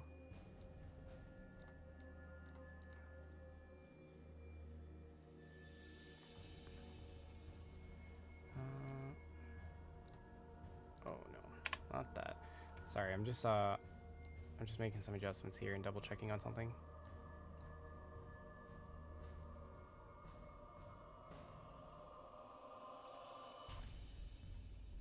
Is this correct?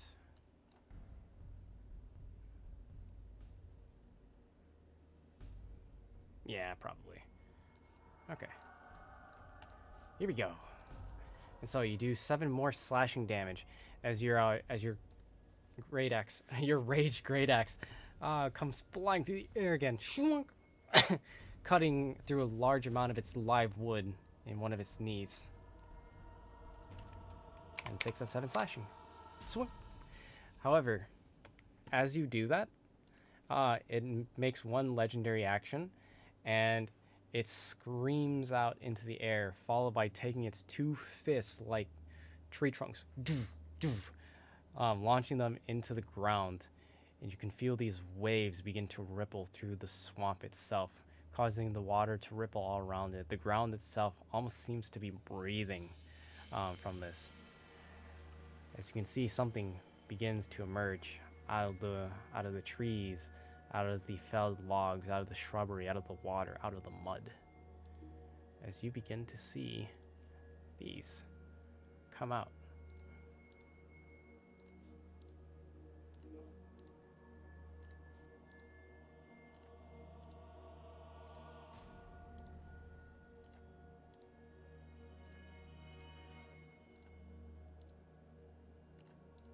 One by one, they begin to pop out of the wildlife all around you. Some of them are just splitting off of the trees themselves as if they're a part of it.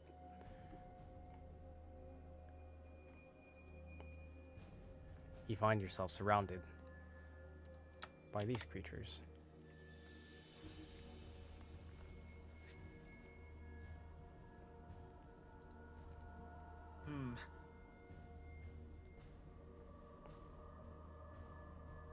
Okay.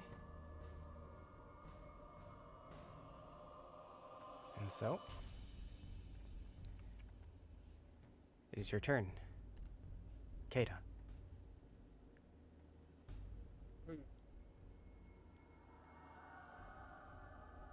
Damn.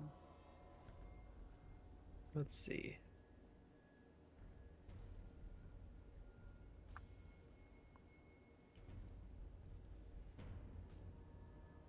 I'm going to mage armor myself if it wants to pop up. Okay.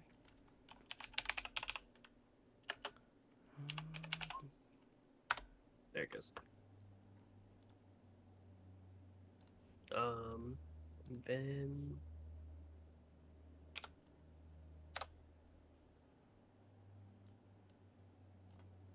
I think that's all I can really do for right now. And then I'm not going to move or anything. Okay. And next in the turn order, Mercury. You and your allies are surrounded here in the back line. What do you do?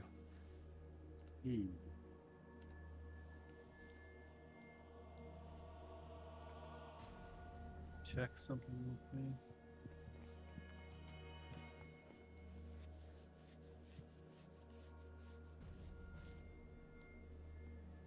I'm gonna go ahead and cast.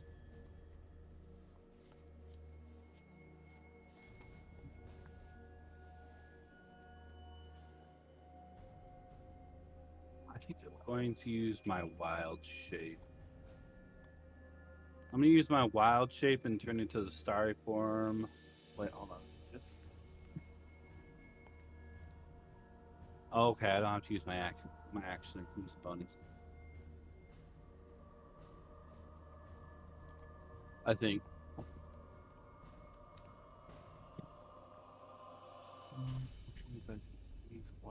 So I'm gonna use a bonus action and turn it into the shape of the starry archer.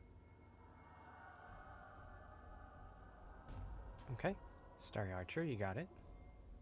Can you show me what that looks like? Do you have a VTT for it, or? Yeah. Maybe. Thank you. There we go.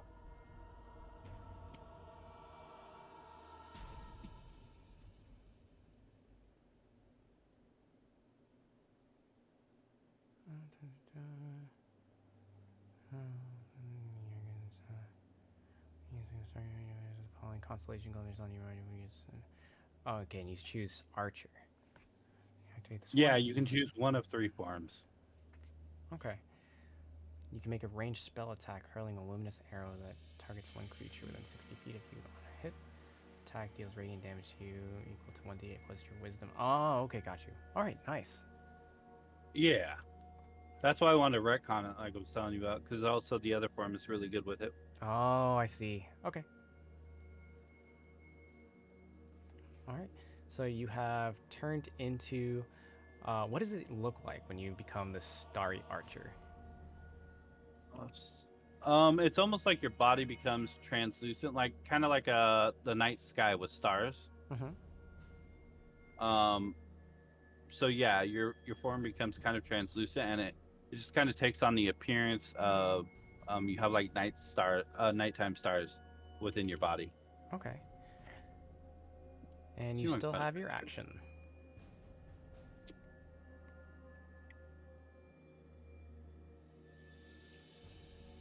Yeah, so it would kind of be something similar to this. I'll post in Discord.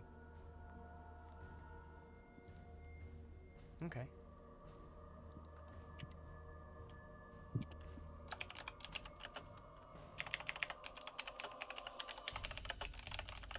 And the Beyond the Mod channel.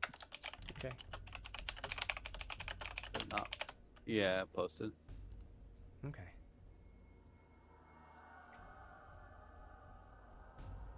All right.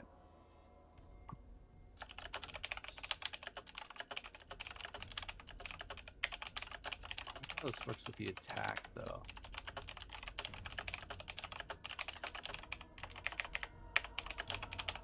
Let's go ahead and look at the Discord here. Let's take a look and see this reference. Oh, that's fucking cool. I like that. Yeah. That's so sick. All right. Awesome. So as you glimmer brightly like the night sky, you still have your action at your disposal. What do you do? I was just trying to figure out how you could activate this. I'll have to look into it a little more. Oh, okay. Mhm.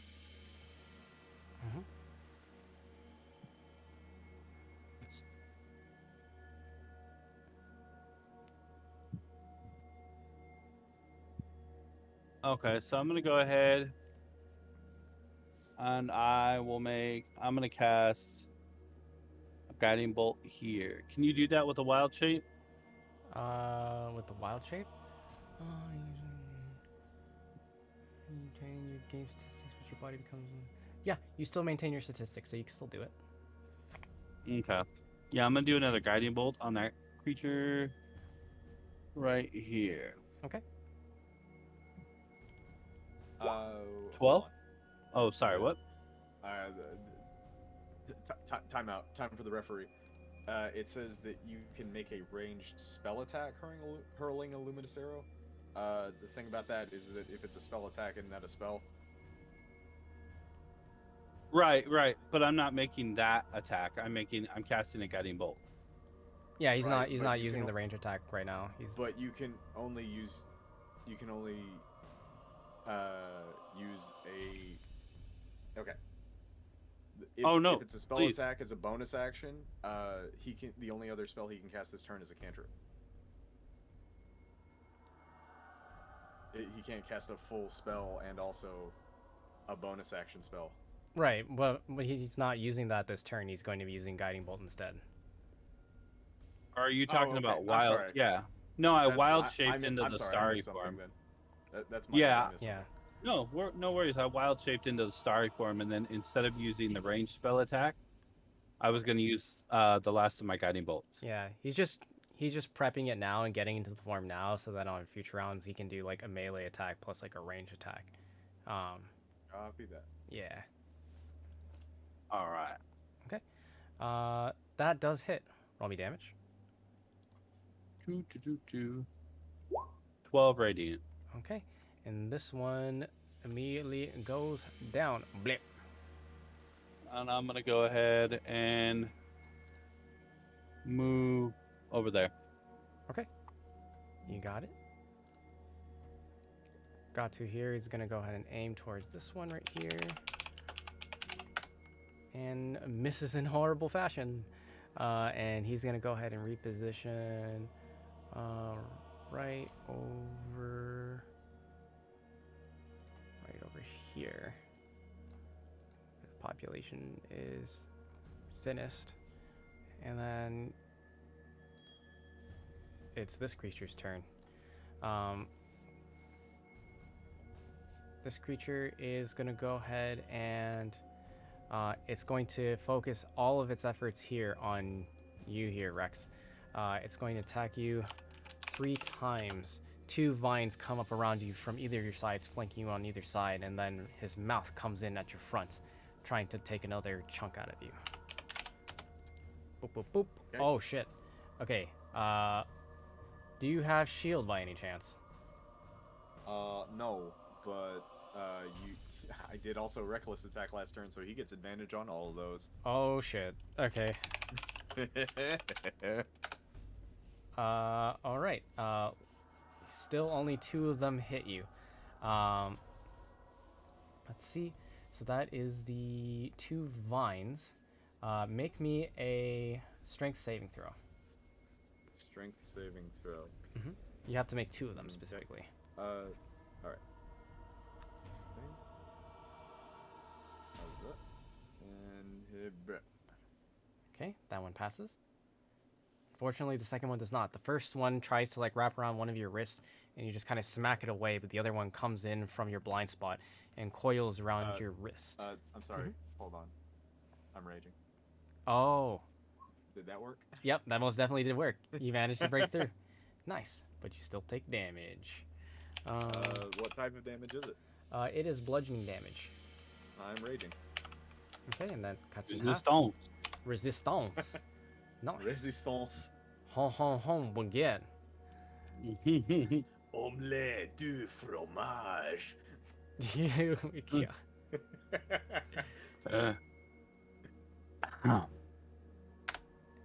And you take 10 damage total. Yay. Yeah. What is your current HP?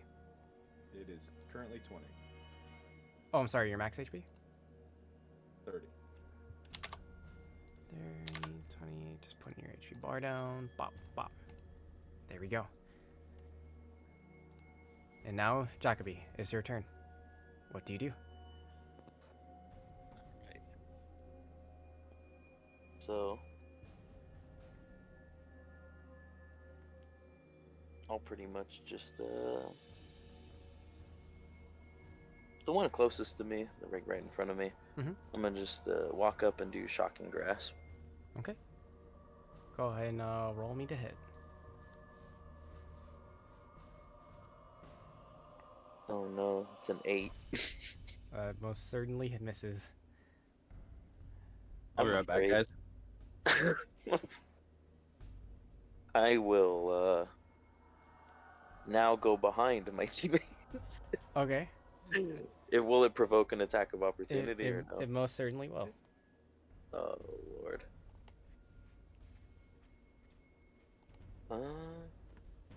Well, gonna get hit one way or another.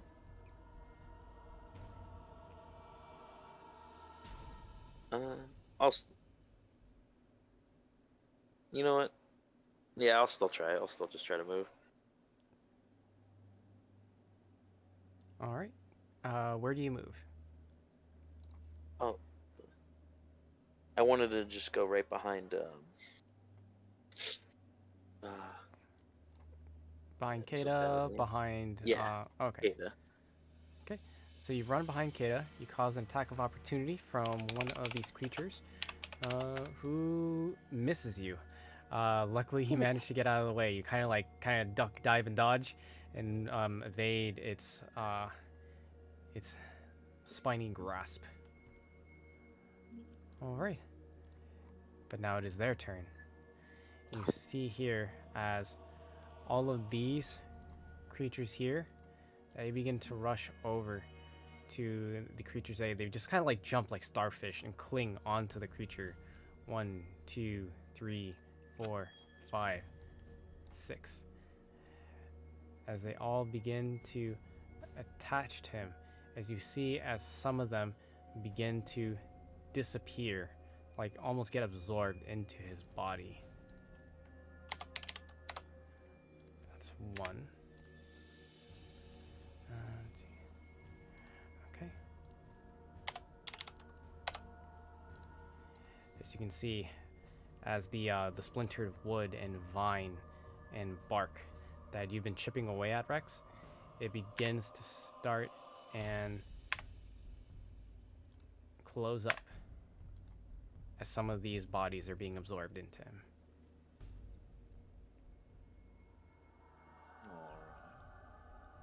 And in the meantime, these individuals here, they begin to move in. They start to sense kind of the threat here. They start to close in.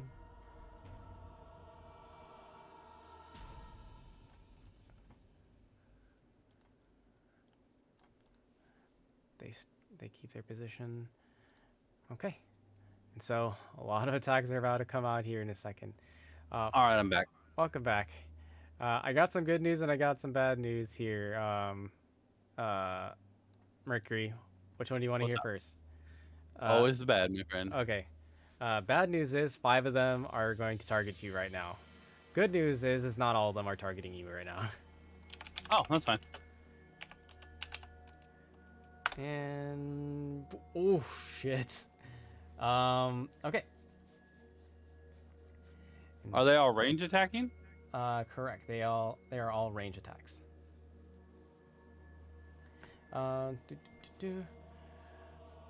So, does a 15 beat your armor class? It meets.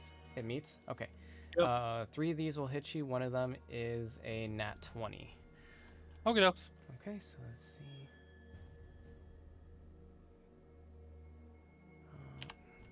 Hold on.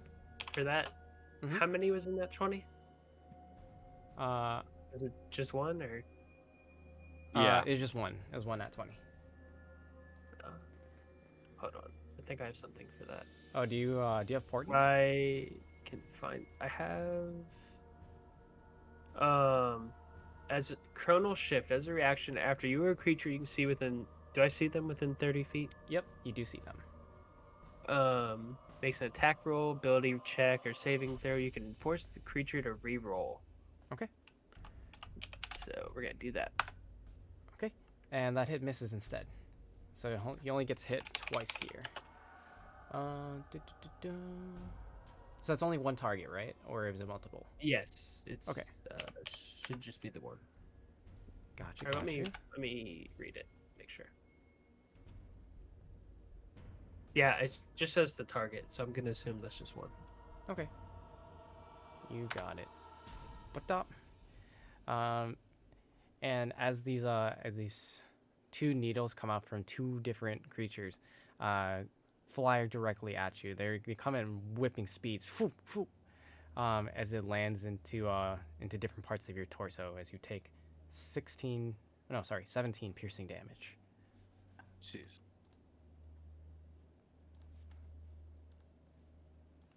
Okay.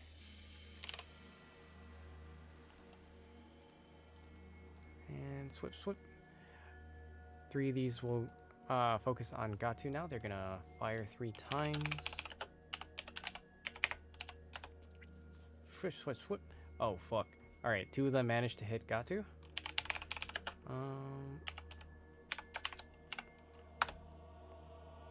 And do 10 damage to them.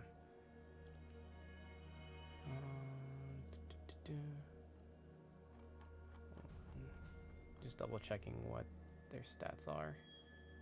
Okay, got it.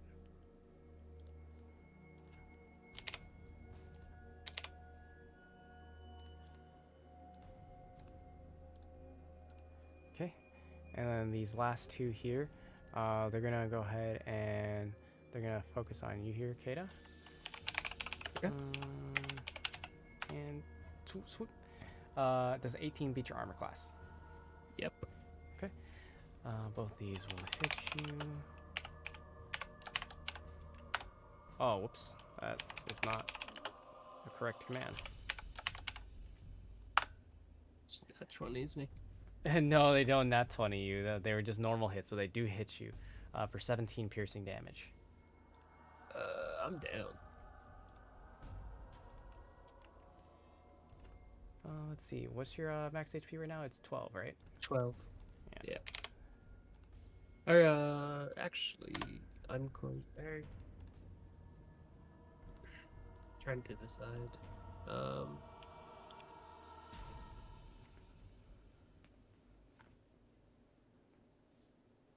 No, I'm down. Okay. So I'm curious. Mhm. So with the whole ranged spell attack, so it's not actually casting a spell. Correct. It's not actually casting a spell. It's like physically projecting it out of its body. Okay, so then I can still cast a spell on top of said attack. Oh wait, are you talking about your archer thing?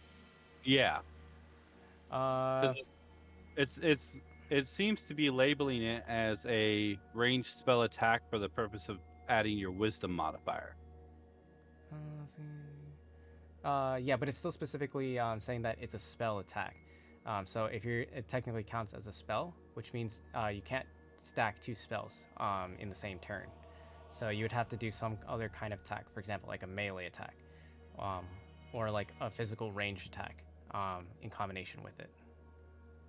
Okay, that's what I was curious about. Because yeah, I was wondering about that, and so I was looking around, and there seems to be a couple different thoughts on it.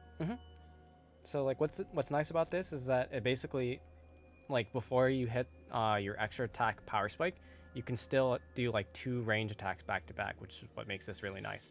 And it still continues to stack on top. So like let's say once you get extra attack, you can technically make 3 range attacks in one round, with the archer form, which is kind of nice.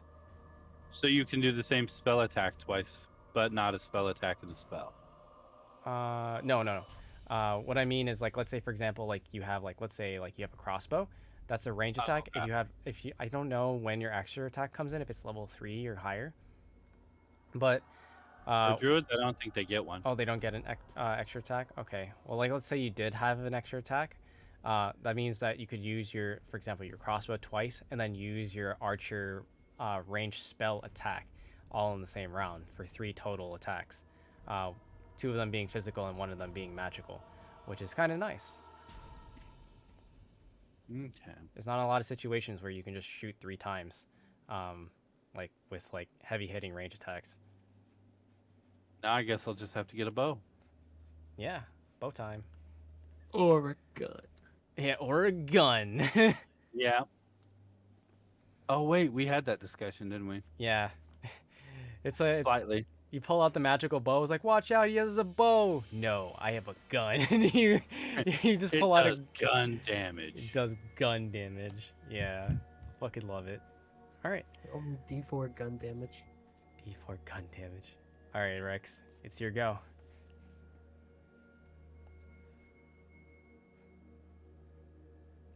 Okay, these small boys seem to be a problem. Yeah, I'm just gonna real quick check my notes. Okay.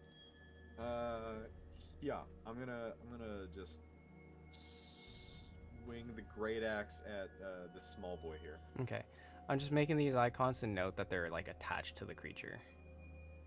Okay. I'm gonna try to kill it before it can help the other thing. Okay. So I'm going to. This fight might go longer than I want it to, so I'm not gonna reckless attack it this time. I'm just gonna do a regular attack. Fuck, I should have reckless attacked it. Oh fuck! That most certainly does not hit. Dang. Just go swoop. Well, He like smacks your axe out of the way and he just screams at you. I'll just scream back. What does it sound like? Honestly, you know what? Good enough. Yeah, you tell him. Kata from beyond the grave. All right. Let's see. Do you have a bonus action that you'd like to do? No, not unless you think I can throw a punch at it for 1 damage. Are you two-handing the great axe or are you one-handing the great axe? Well, no, I'm you have to two-handing two-handing it. Yeah. Yeah. Okay. No, unfortunately, you cannot. All right. Yeah, that's it. Kata, I am making your first death saving throw. Okay. Dead. Just that one. Instantly dies. You get a -1. No, I'm just kidding. Hacks. Net 0. Yeah, imagine. Okay. All right, your death saving throw has been made. Mercury. Okay. Oh shit. Let me open my character back up. I used the wrong window. Flip something up. How dare you? There we go. The hubris of multiple Aha. tabs. All right. This is looking rather dire. I'm gonna bonus action cast Healing Word on myself. Actually, hold on one sec.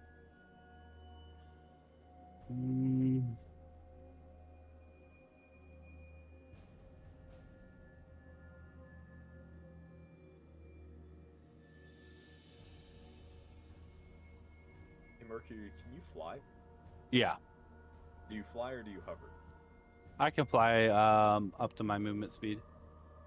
You ought to go straight up. Well, I was thinking about that, but they have ranged attacks, so Oh, do they? I missed that. Yeah. yeah. Yeah, they all have range attacks. I swear, I stuck off for like 1p, and then everybody learns all these things. Heck.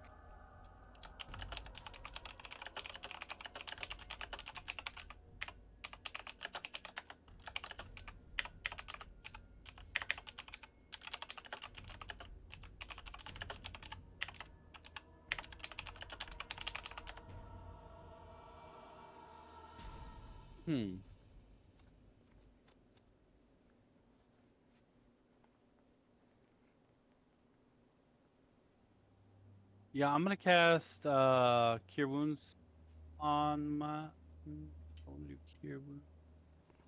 Yeah, I'm gonna cast Cure Wounds on myself. Okay. Go ahead and roll. I'm just double checking. You can do it. I believe in you. Well, I'm trying to decide if I, cause it's my last level 1 spell slot. Oh, I see.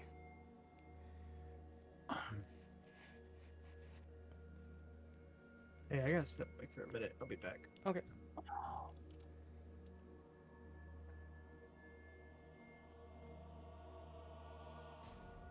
Yeah, I'm gonna have to do this a little differently because I don't think we have any potions or anything, do we?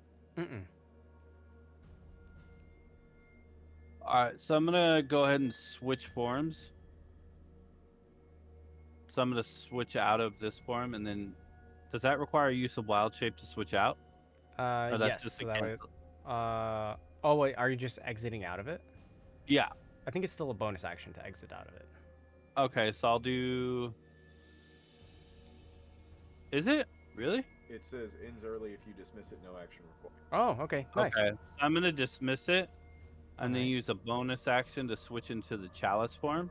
Okay. And then I'm gonna cast Cure Wounds on myself, and that will allow Kata to cast what is it? 1d8 plus 4 healing. Okay. So I'll heal myself for 11, and then Kata can do 1d8 plus 4. All right, Kata. Make that roll. D8 plus He- 4. Oh He shit. just stepped away. Okay. Yeah. Oh, he gets max healing. Let's go. All right. Goes up to max HP as they take another sharp breath in. They wake up prone. They look around. They see their allies, and the fight's still ongoing. And then I'm gonna fly 30 feet straight up. Actually, I'm gonna fly.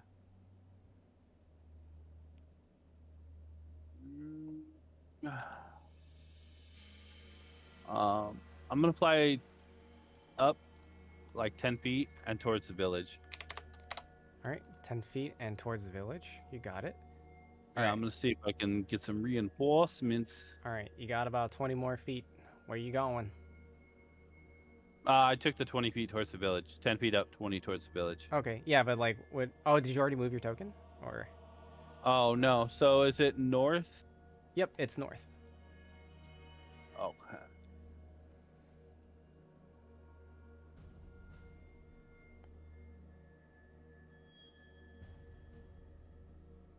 Here. Move here. 15. Nice. Okay. And I indicated on the green the 10 feet. All right. You got it. Oh, okay, I see it. Here, let me get rid of the blue then. There we go. And then it's Gatu's turn. Gatu is gonna go ahead and make his way over here. Just gonna try to attack this creature with 2 daggers. Does manage to hit him. Easy clap. And swoop. And does manage to instantly kill one. Blam! As it falls. Another one off the field. Let's see. So how far did it move? It moved up 10 feet there. And then it's going to move another 15 feet over here.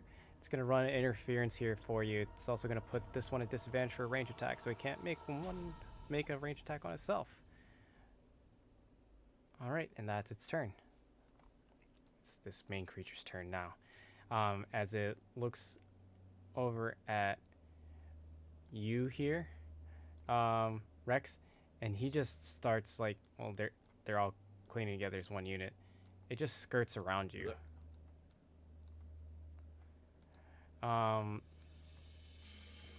And it will.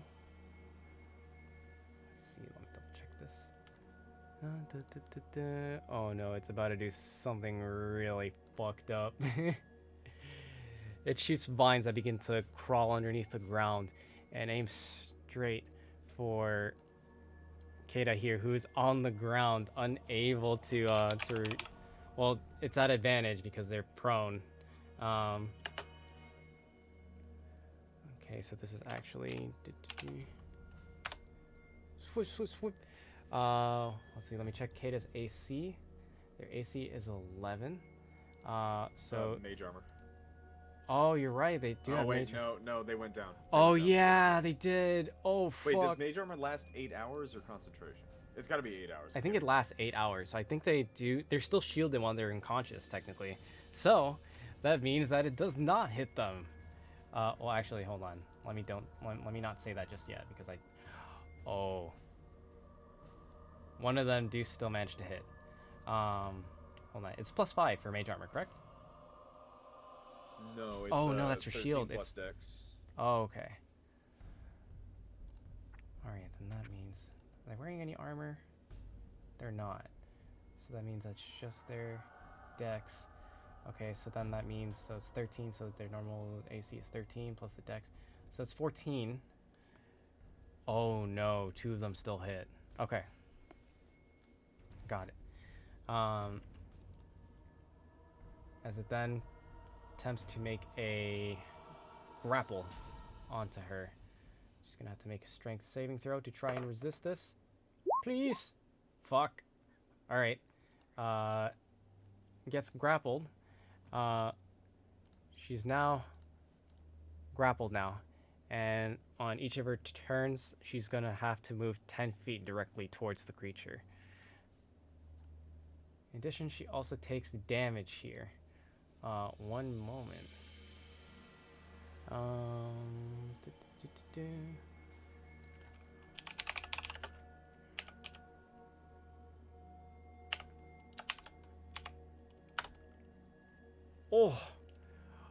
that was almost really fucking scary. She takes 20 damage and goes down again.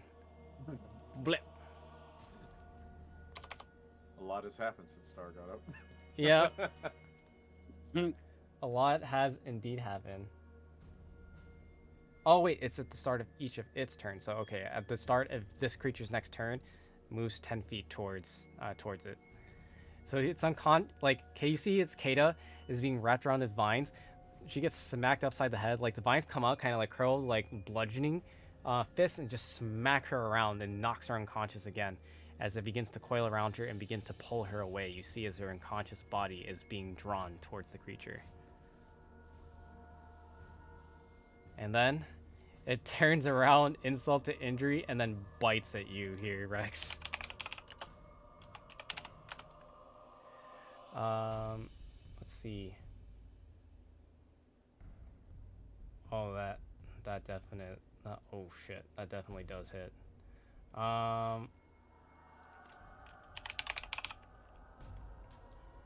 It rolls a 23. And are you raging still? Yeah. Okay. Mhm. Oh, come on. Typing commands correctly. It does 9 damage to you total. Good. Bloop. Is that reduced already? It's already reduced. Okay. All right. Jacoby, it's your go. All right. So,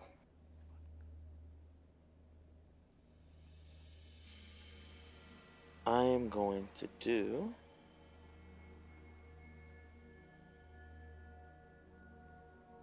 Would I be able to get kind of within 15 feet of the 3 that are to the right of me? Within? Are you asking if you're already within 15 feet of them? Or no, would I be able to get like, or sorry, I'm forgetting some of the rules. It's been a minute. Oh, I got you. Week really drains my brain. I got you. Yeah, if you stand right here, you'll be within 15 feet. Like you're trying to, I'm assuming that you're trying to use burning hands on these 3 targets Yeah. here, right? Yep, you absolutely can. If you stand right here, you can hit all of them. Okay. Will do. Okay, I'll go ahead and I'll move you over. Whip. Thank you. And then go ahead and roll me burning hands as you hit these 3 targets here. And what is the dex saving throw? 14. And they most definitely fail it. They'll take full damage. Roll me the DiMaggio. That is 13. Ooh, nice. As you take your hands and you, what does it look like as you cast your burning hands on these targets? I'll just kind of. I was gonna make a joke and be like Spider-Man. Oh god. But no, I'll just be basic. I'll just kind of like flip my palms upside down and just like push out, and the fire will just shoot out. Okay. And in a fan of flame, 3 go down. 1, 2, and 3. Blip.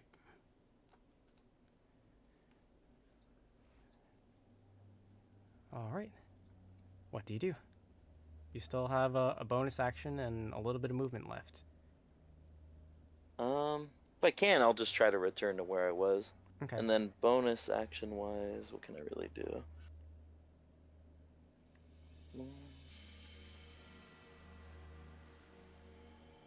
I don't think I really do too much of my bonus action.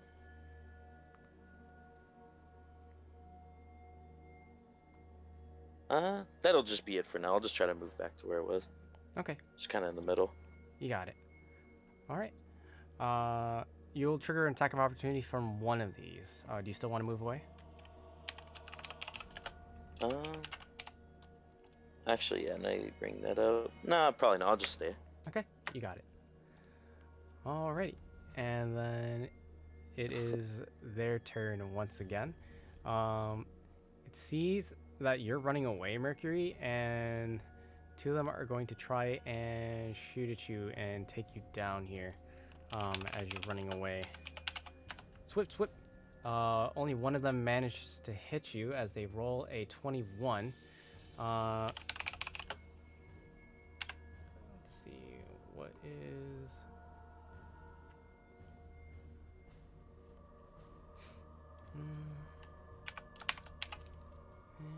Oops, nope. Swip. As they pierce you for 6 piercing damage.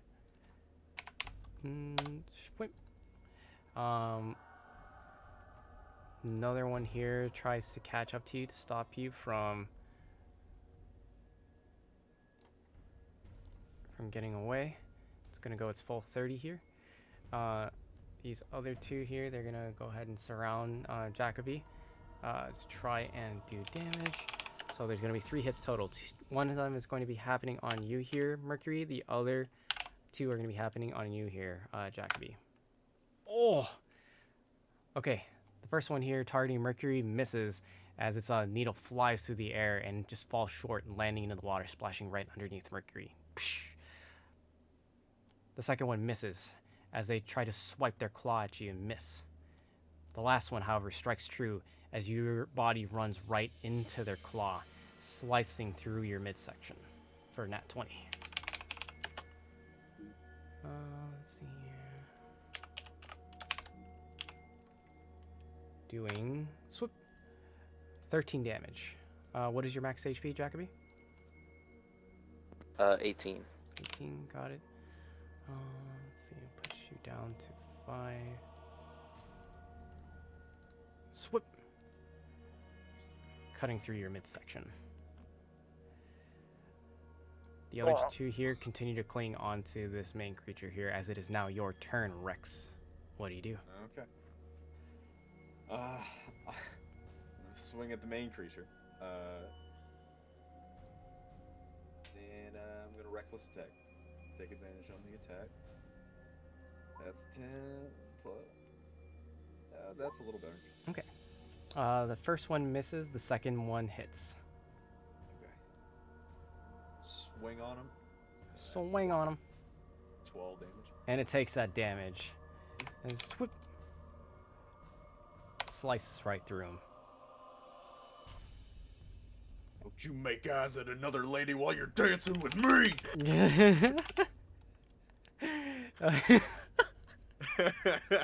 Oh my god. I fucking love it. Alright, made another death saving throw for Kato. Okay. Mercury, it's your go. Another one? Kata just went down. Yeah, they went down, they made a death saving throw, you picked them up, and then they went down again and made another death saving throw. So their death saving throw is reset. So this is a new one. Okay. Mhm. I thought you meant it was the second one. I was No, like, no, huh? no. It's their first It's a one new of this one. down. Yeah, it's a new death rotation. It's new death. It's like Yeah. old death, just with less sugar. Yeah, Yeah. just less sugar, more aspartame, you know? So alternative death. Yeah, I hate about the way they write these books. Everything's so vague. Yeah, I know.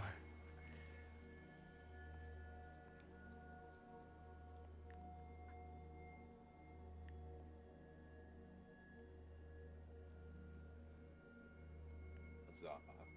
Adventure. Well, I'm just trying to look up the ruling because for the spell attack, because it doesn't make sense, at least to me, where it would be if I'm not casting a spell, that it would be an actual spell. You know what I mean? Mm-hmm.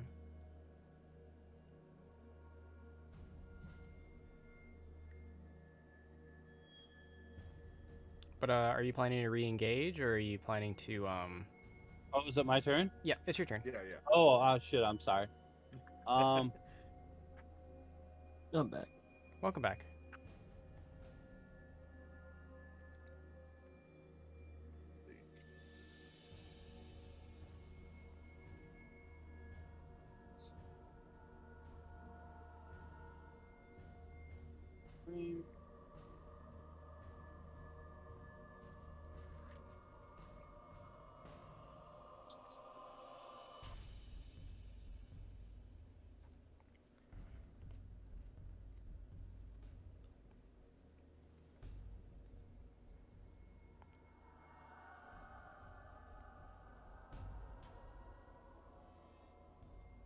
All right, so yeah, they're gonna chase.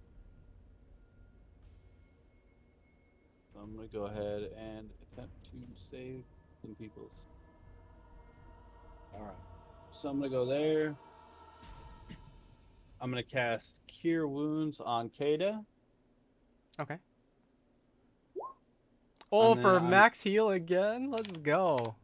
Blip. And then for my Starry Form ability for the Chalice, when I cast a spell that restores hit points, you or a creature within 30 feet regains 1d8 for hit points. So I'm going to give that to Rex. Okay. Oh. So a question. Yep. Okay. I'm barely- Yeah, you're right there. That's why I was measuring it out beforehand. He's in wild shape. I thought you couldn't do spells in wild shape, or is that It's just? it's a different type of wild shape. Yeah, So it's so Starry Form. Yeah, he's Starry Form Okay. Wild Shape, so he keeps all of his game stats. Okay, cool. Yeah, I'm not an animal. I'm essentially just a walking, talking, flying constellation.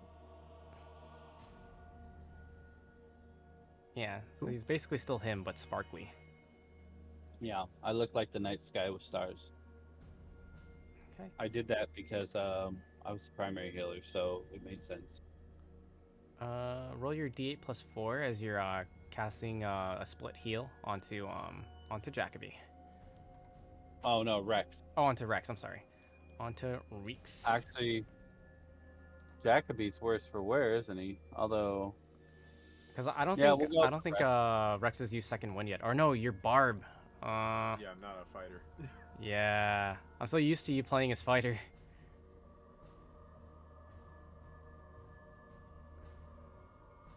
Okay. we're kind of in trouble either way. Yeah, you guys are kind of stuck between a rock and a hard place. 6 for you, Rex. Okay. All right. Bloop.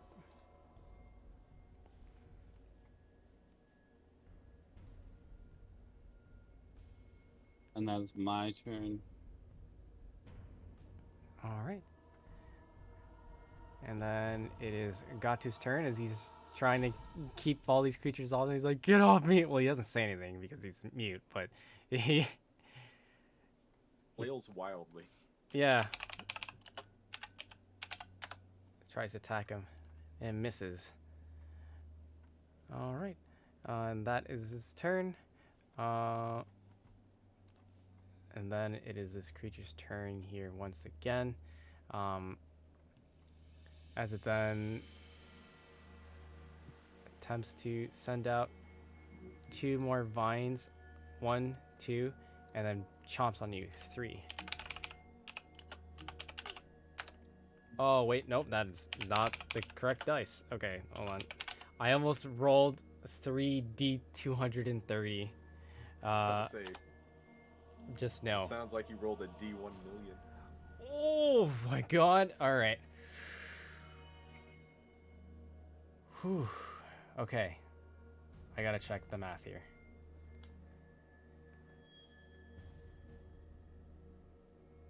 Alright. So the last 2 miss. So Mercury and Rex, you are safe. However, I gotta have. Alright. Above the board. I gotta have serious talk with you here, Jacoby. Okay? I'm gonna keep it 100 with you. So this vine attack, if it rolls close to, if not max damage, could permanently kill Jacoby. Oh lord. It's a very small chance. It's a very, very tiny % chance, but I want to disclose it to you because you did get hit with an Act 20 from this thing. Okay. Am I back up? Yeah, you're back up, but Yeah. you're prone.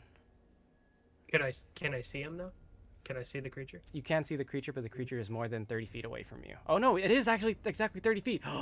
Okay, wait. Can you use this again? What's the limit on I it? can. Two long rest. Oh, let's go. Okay, never mind. You are safe, Reroll. bro. Unless, okay. Whew, that was a good call. Does a 17 beat your armor class though? Yes. Okay. All right. Yeah, I was gonna say it has the potential to perma kill you here with a nat 20 on its vine. So. Okay. As long as we don't got that net. Yeah, exactly. As long as you don't have the gnat. Holy shit, what a clutch, though, coming out from Kata. On the ground, Kata just sees this, and they just, like, wave their hand around while on the ground and change the tides of fate. right before your eyes. You still take the hit, but not nearly as hard. As you take. Don't you mean the Wheels of Fate? Wrong campaign, motherfucker. You don't get to say that when you mentioned like 3 of them in the first thing. Okay, that's fair. Anyways, but you take 8 damage as you go down, Jacoby. Okay. All right, and then it is your turn. I will be doing your death saving throw. Hey Terry, I'm gonna Okay. send you a snip from the D&D Beyond forums. Okay. I'm gonna put in Discord. Okay. Just so we know. Mm-hmm. Thank you very much. All right, and then it is these creatures' turns. Let's see. Those 2 are okay. Let's see. So they see who the threat is here. So 2 of them are going to be hitting Gatu. 3 of them are going to be hitting you here. Mercury. They're hitting me. Yeah, 3 of them are going to be hitting you. 2 of them are going to be hitting Gatu. Fuck them. You mean hitting or swinging at?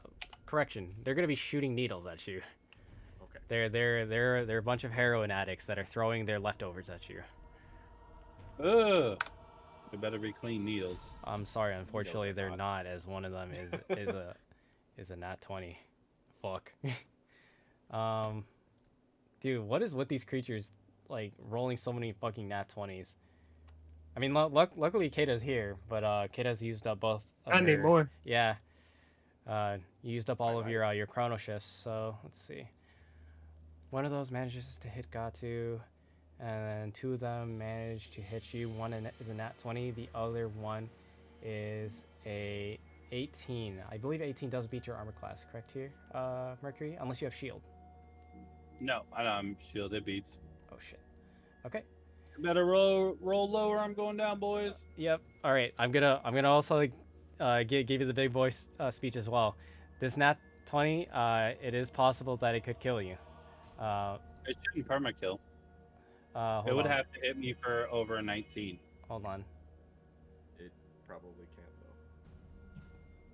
I mean, if its plus to hit is that high, then fuck it, let it kill me. Yeah. It actually does. Like, it's the percentage is small, but it has a chance of actually killing you here. Here we go. I'm gonna roll the nat 20 here for starters, just to see whether or not it permakills you. If it just kills you outright but does not permakill you, then you're safe. You're good. Mm-hmm. Safe, he says. Yeah. For what it's Grain of worth. salt. Ooh. Okay. All right. That first hit, you got lucky here. You only go down as you're pierced in the back by one of these needles. How much damage? That was 16 damage. Let's see. And then the next one, since it didn't have a target to hit, it's gonna go ahead and turn its attention towards Kata. I'm gonna go ahead and re-roll here just for. Okay, and it does hit.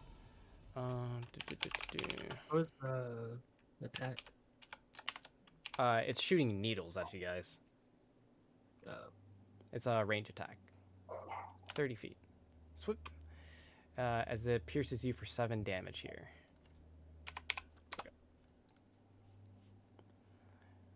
Alright. Let's see. And I believe the other 2 miss Gatu. Did I roll for Gatu? Yes, I did. Okay. One of them did manage to hit Gatu. So, takes 4 damage.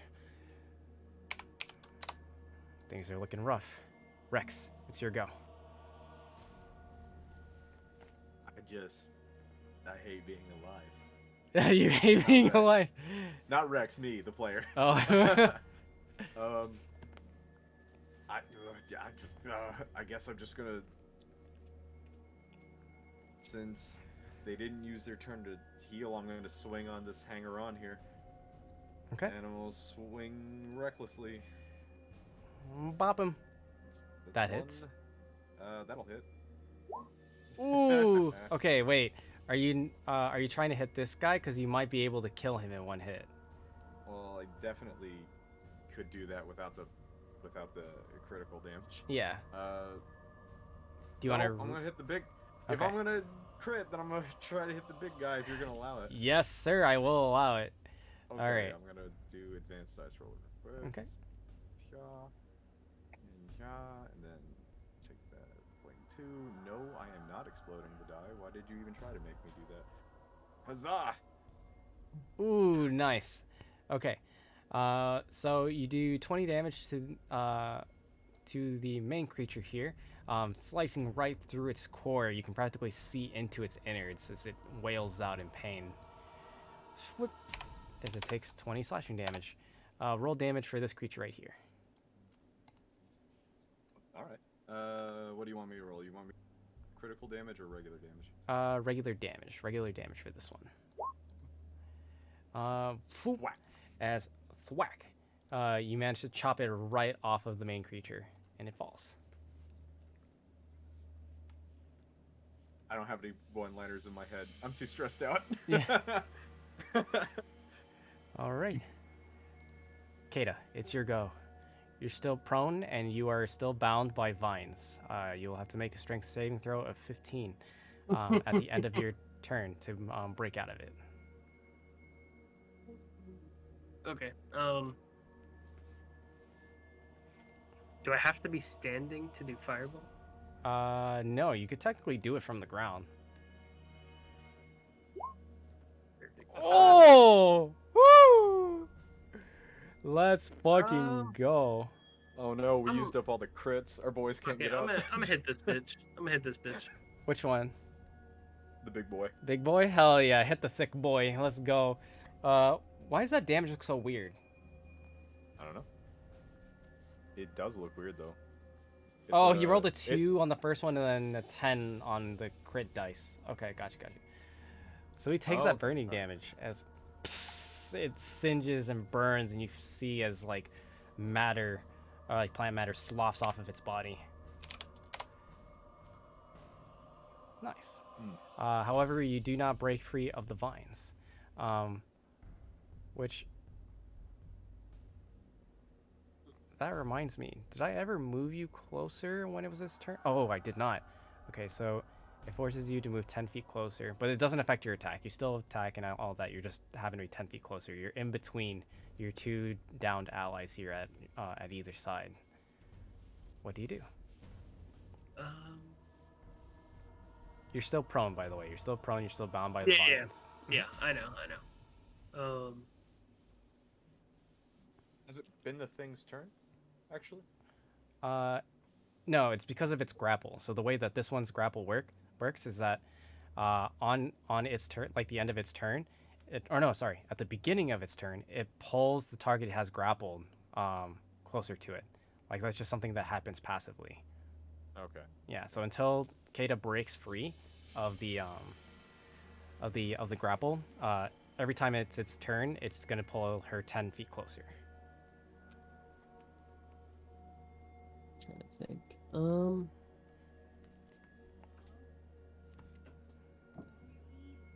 There's nothing else I Okay, can give me do, is there? So do-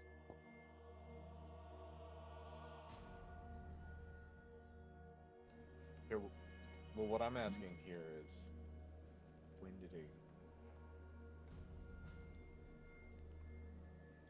Sorry. I don't think it's been his turn twice.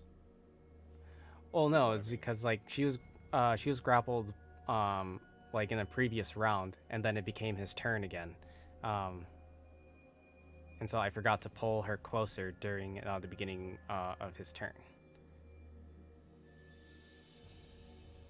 Because her being grappled happened a while back. Yeah, but what I'm saying is I don't think it's come back around to his turn yet. I mean, it will be in just a second. Let me. Fuck it. I did inspiration. Oh, okay. Okay, and you break free. All right. Ta-da. Okay, you're only prone, but you are no longer grappled. But yeah, to answer your question, Dag. So on one of his turns, he uses Vine. This is while Star was gone. She was grappled. I rolled for his strength saving throw. When it was his turn, he still failed. He was still grappled. Even unconscious, they were still grappled. Then it was their turn. They did death saving throw. Yeah, Then it was the creature's turn. And then I did all the parts for the creature. But then that's when I attacked both of them here. And then I didn't do the pull part, which is like a passive thing that doesn't require any resources. It just happens passively as they're grappled by the vines. But I didn't do it. I didn't pull them 10 feet closer. I kept going on with the turn order, so I'm just basically retconning that they were supposed to be technically 10 feet closer. They can still do all their attacks and things like that. Nothing else changes other than their 10-foot displacement. That's it for me. Or I guess I'll stand up and all that. Okay. Yeah, you probably should stand up. Yeah. Okay. How close are these things? How close? Like it seems like they're on that room, and I'm like in the water. I don't know if that makes any difference. It doesn't really make any difference. It's like relatively shallow. The only difference is that your ankles are wet. Well, I guess your back is wet too, and I guess your front too, because you went down twice into the water. But yeah, they're right next to you. They're within melee threat range. Okay. Okay, and then it's Mercury's turn. I'm gonna make a death saving throw for them. Okay. And then it's Gatu's turn. Gatu's trying to free himself up here. He's going to attack the one to the southeast. Swip, swip. Okay, manages to hit them once. And swip. Manages to hit it for 5 piercing damage. Swip. And it takes it. Oh, shit. There you go. Blop. All right. And then it's this creature's turn here. Hey, Percy. Sorry to interrupt anything. Sure, what's up? Next session is 5. 7:30. Yeah. In like an hour. Hour and a half. Yep. Okay. I just got to make sure I get like an hour and a half, and that's the only reason I was asking. Okay, I got you. We're just gonna get back to the top of the turn order. It is Yeah, we 6 can right finish. now. We should- Yeah. You guys are actually pretty close to finishing. Do you guys want to finish out the combat, or? I'm down to finish. Okay. I'd rather finish. Let me try to hit this guy one last time. Okay, you got it. All right. So it's this creature's turn. It's going to throw out 1 vine at you, 1 vine at Rex, and then a bite towards Rex. All right. Are you reckless attacking, Rex, or no? I did in fact. You did? Okay. He gets advantage. So I'm just gonna roll the first hit on Kata here first for starters. He does manage to hit Kata here, with a vine. What? Yeah. That would be a 21. Never mind. Okay, then does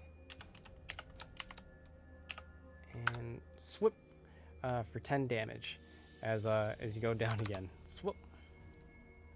Bleep.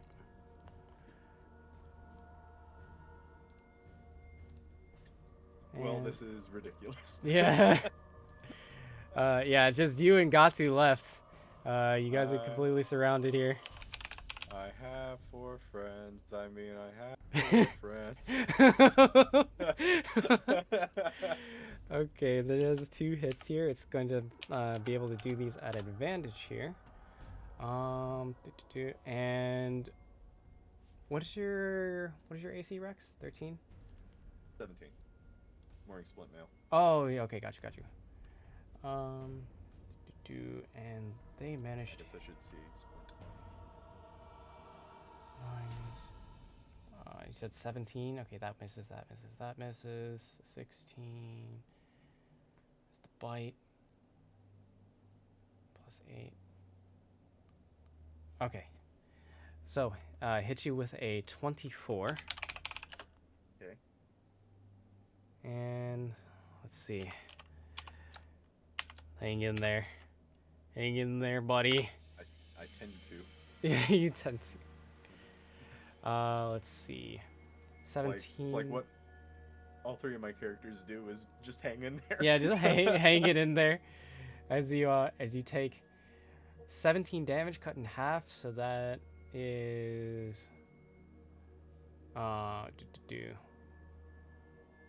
math. What is that? 8? Yeah. Yep. 8 damage reduced because you are Angie Boy. Swoop. As it takes a chunk out of you. It is Jacoby's turn. I'm going to go ahead and roll your death saving throw.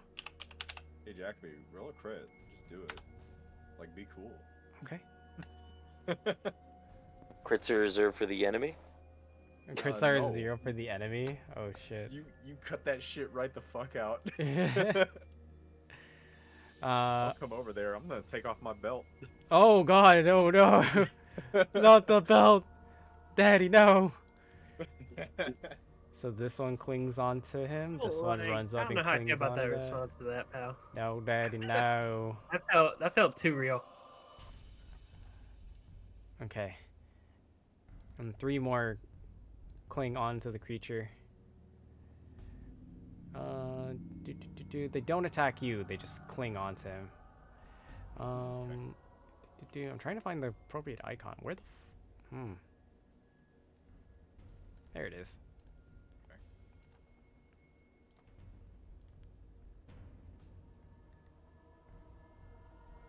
Why am I blind? Genetics, probably. Oh That's why yeah, I'm blind. yeah, same. Honestly, Stupid vision. yeah, man, like fucking vision's overrated, bro. Why can't I just like perceive like snakes? Just use my tongue and shit. Well, I guess they smell with their tongue. Well, yeah. Kinda. Why can't No, I- why can't- actually, I think Oh. they just Do they? do they taste the air, or do they use that as like a heat sense? I feel like I've lost it. Yeah, I've forgotten how snakes work. yeah, I don't They know don't how. have any arms. Yeah, they're already weird for not having arms, man. Imagine. Okay, and one of them manages to hit and got to. For.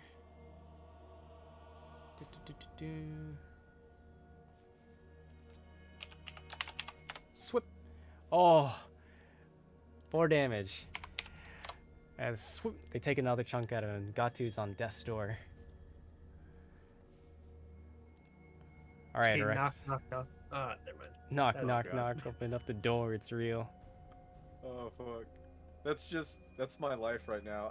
Reckless. Do it. Just end me. Oh fuck. Okay. Okay, both of those miss. Oh no. Kata, you make another death saving throw. Well, actually, no, this is a new one for you, technically. Okay. One moment here. I just gotta take some quick notes. Ooze.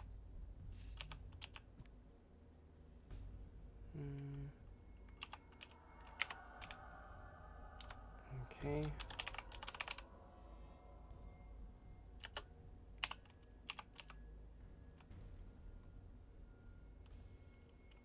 Okay. And then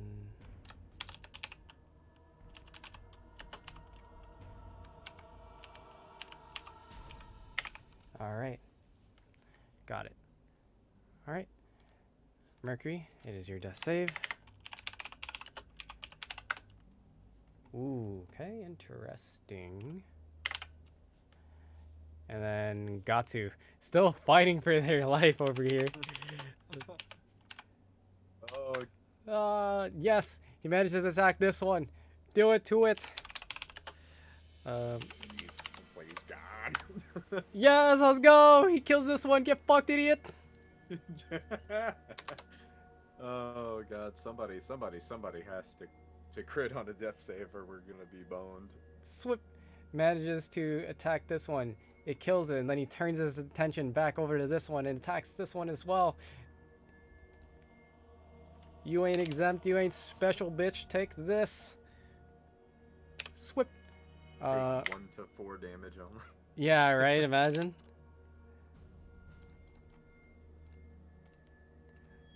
Don't worry. Gatu's gonna survive this, man. He's gonna hold on for dear life. This one's for you, baby boy. He's got you. Swip. Oh, I'm actually not even worried about Rex at this point. Yeah, right? Oof.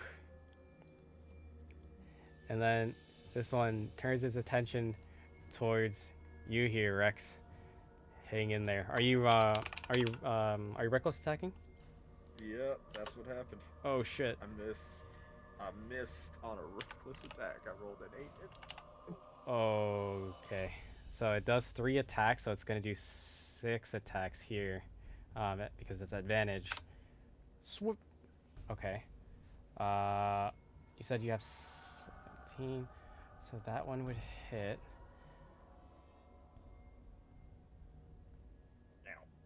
Oh shit. All 3 of them hit. Well, nice knowing y'all. It was a pleasure, sir. It's 1 attack at a time though. So I'm gonna go ahead and roll Divine here first for starters.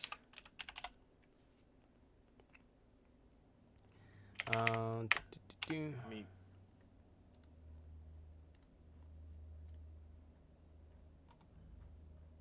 Alrighty.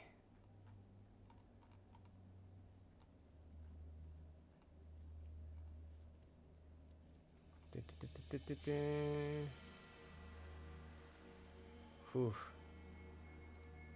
Alright. Here we go. You're at 9 HP, right? Yep. Okay. You can still technically survive this. It's a very low chance, but you could survive this.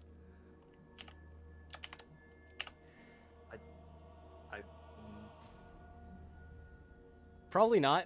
At least I'm talking about the first hit. No, it's 9 exact. Oh wait, no, you're raging. Cuts in half. Let's go. Okay, so that's 4 damage. And then next one. Oh, this one's yeah. The chances of it doing less than 4 damage 3 times is very. Yeah, I'm looking at it right now with the bonuses. You're just down, and you go down. Okay. Now, however, they're not attacking you while you're all down. There is still a chance. You see as well. The only person left to see is Gatu, who looks over their shoulder and sees as Rex finally falls, as this creature has it in his maw, just like flailing its head around, like moving Rex around like a rag doll. As you see, he goes down before it drops him onto the ground. Swamp water splashing about. Jacoby, just another death saving throw. Okay. I guess roll back down. Oh, okay. Interesting. Next are the creatures. This one tries to attack Gatu. And misses. Oh my god. Wait a second. Rex, you're making a death saving throw. Wait, hold on. We just need one person to get up. Okay. It is still possible. Let's see.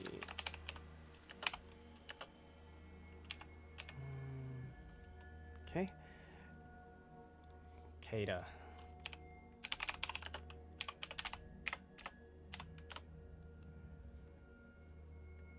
Okay.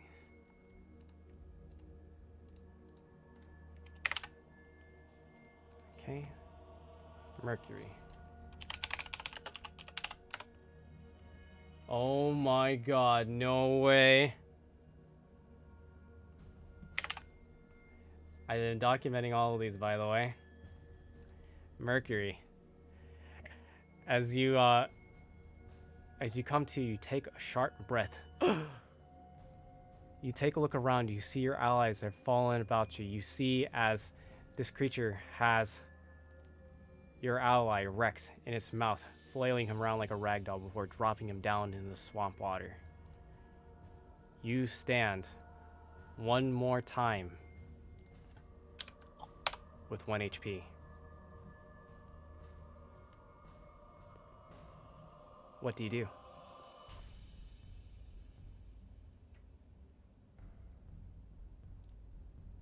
Mercury!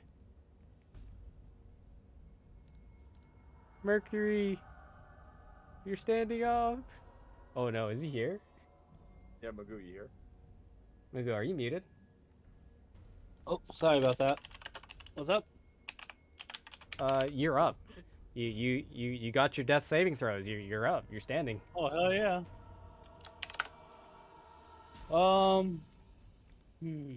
Rex is down. Yeah, we're kind of fucked. The creature is awfully low, and there's one more creature here that's got Gatu tied up. However, this creature did miss. Gatu's gonna get to go first before that creature.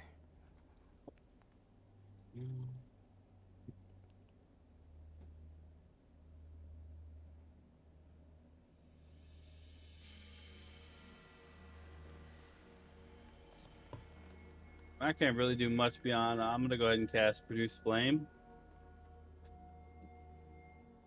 and then attack the main guy. Not much else to be done at this point. Okay. 9, miss. Yep, that is a miss. All right. Do you move at all? I'm gonna move back 30 feet. Yeah, no, I'm not. See, let me look. No, I'm not gonna move. Okay. And I can't attack. That's that. Gotcha. Gatu is gonna try to attack this guy again. He's gonna fuck him up, please. Ooh, okay, manages to get a hit in. Okay. Roll max, you won't. Damn. And hits him for 5 piercing damage. Shwoop. You're right, he won't. Yeah, he most certainly did not. Alright. So then, this creature here is going to move.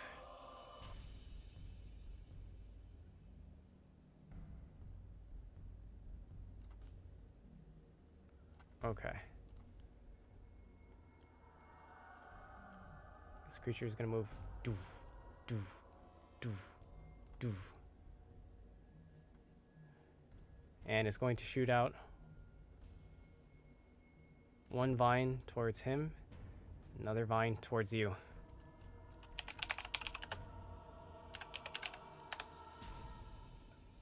And manages to hit Gatu. However, it does deftly miss you. As the vine just kind of flies out from out of the ground and just like misses. It goes far out wide off to your right. And Gatu, I don't even have to roll. Gatu goes down. Blip.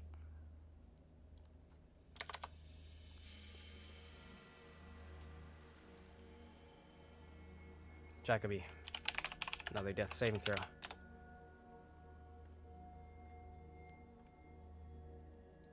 Okay. It was fun while it lasted, folks. And so, Mercury, you see as the color from Jacoby begins to fade rapidly from his body. He becomes from just his normal blue color to a very, very pale, ashy blue. You can see as his mouth begins to foam, as some kind of spittle pours out from the side of his mouth. Is at this point that this creature uses its last attack and takes a bite out of Jacoby, grabbing him in its large mouth, throwing him up into the air, and takes a big chomp into his midsection, flailing his body about as blood and sinew fly across the battlefield. I mean, shit, there ain't much else to do. Does anyone have any final words for Jacoby before he's killed? Mercury's just stunned and pissed.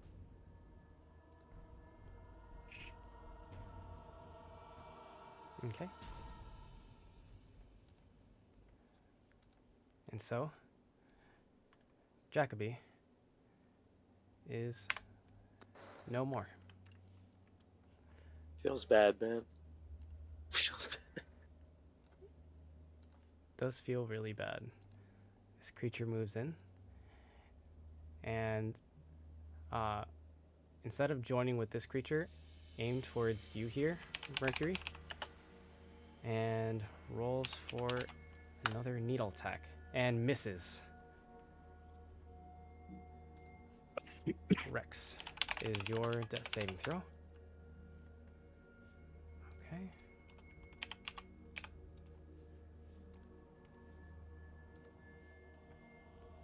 Okay. Kata.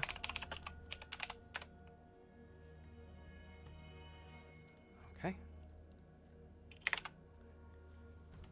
And then Mercury, it's your go. I'm gonna shoot the big boy again. All right. 11. That misses. Bam. We all dying today, guys. Okay, got to. Now is this creature's turn once more. It attempts to attack you here. It's gonna have 3 hits. 3d20. First one misses. Second one misses. Third one does hit, but you are at 1 HP. Mercury. You go down. Yep. And so all of you are currently laying on the ground. Mercury, right before your vision fades down to black, you see as the creature turns their attention and begins to slowly trudge with multiple of these creatures attached to it. It trudges its way towards the north, towards the shanty. I'm rolling your death saving throw, Rex. Oh, I actually already rolled it. It's Kata's turn.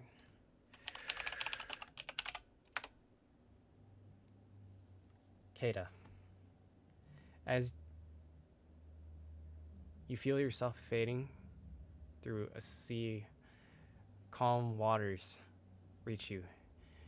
You feel as if you're falling through a drain before suddenly you take another sharp breath. Your eyes open. Your hearing is muffled, but you can hear it. Doof, doof, doof, as it slowly begins to fade into the distance. You stand back up with 1 HP. What do you do? Just us? Or oh damn. It's just you, Chief.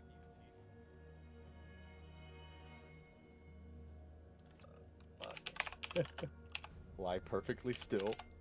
Let it leave.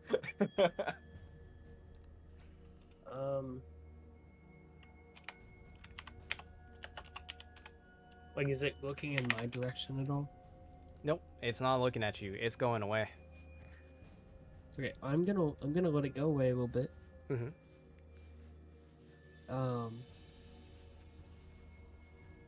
And then I'm gonna try and help Mercury.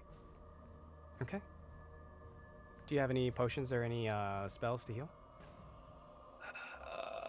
That's the problem. We don't have any answers. Not. I have medicine. Okay, would you like to do a medicine check to try and stabilize him? Yeah. Okay. Roll me a medicine check. Okay. You do a quick assessment over Mercury. You see his situation. He's pretty badly beat up, worse for wear. However, you do manage to like rip off some of your sleeves. You kind of like pack some of his wounds. You tourniquet some of the others. You manage to stabilize him. His breathing was shallow and rapid at first, but now it has slowed down to a steady pace. He's stabilized and not at threat of death at this time.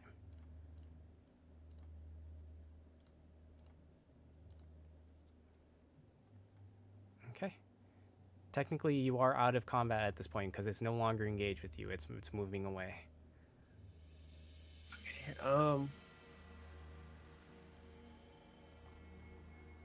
How does? No, never mind. I guess I'll go over to Rex and I'll try and do. Ooh. Unfortunately, Rex is a little bit more of a complicated situation. He took quite a bit of damage from this creature. This creature did quite the number to him after tearing him apart in its mouth.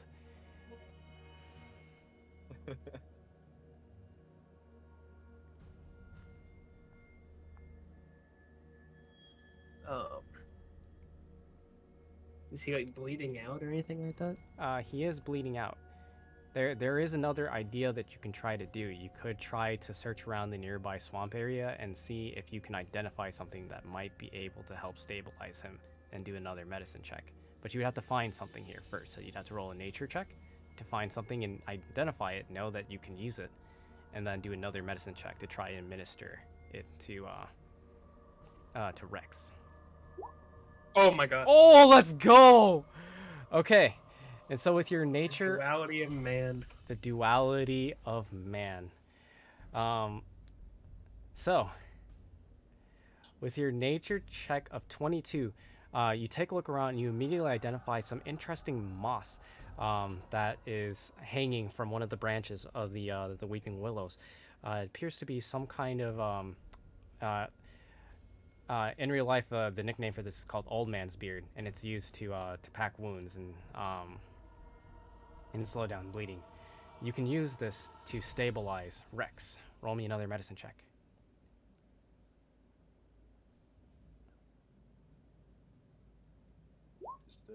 Oh fuck!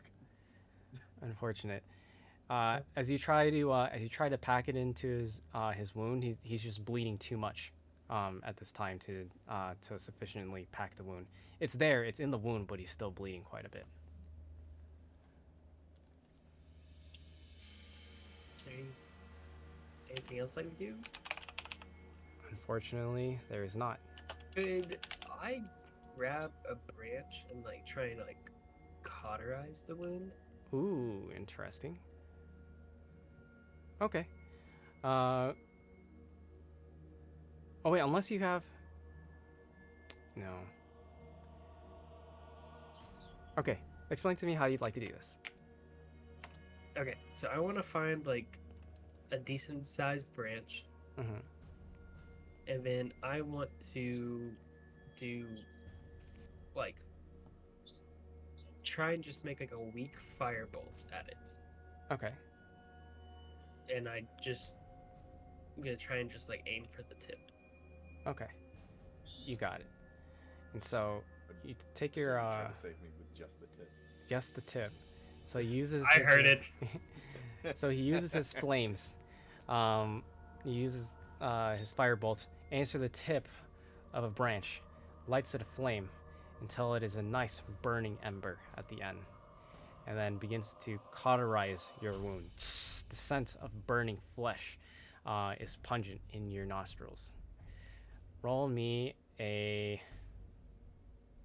one more medicine check. And that is enough.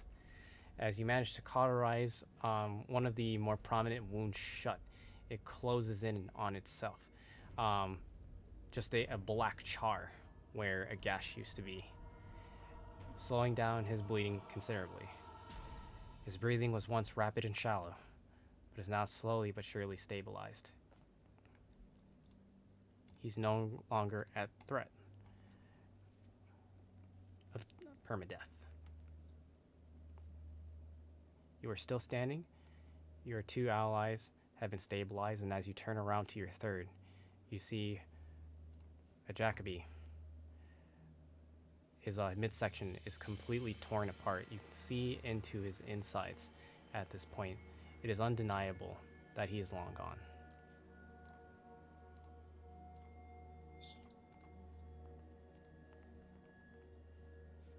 So he's gone? Like nothing? He is gone. Alright, it's gonna sound insensitive as fuck, but can I loot the body then? See if there's anything that can help. You most certainly can.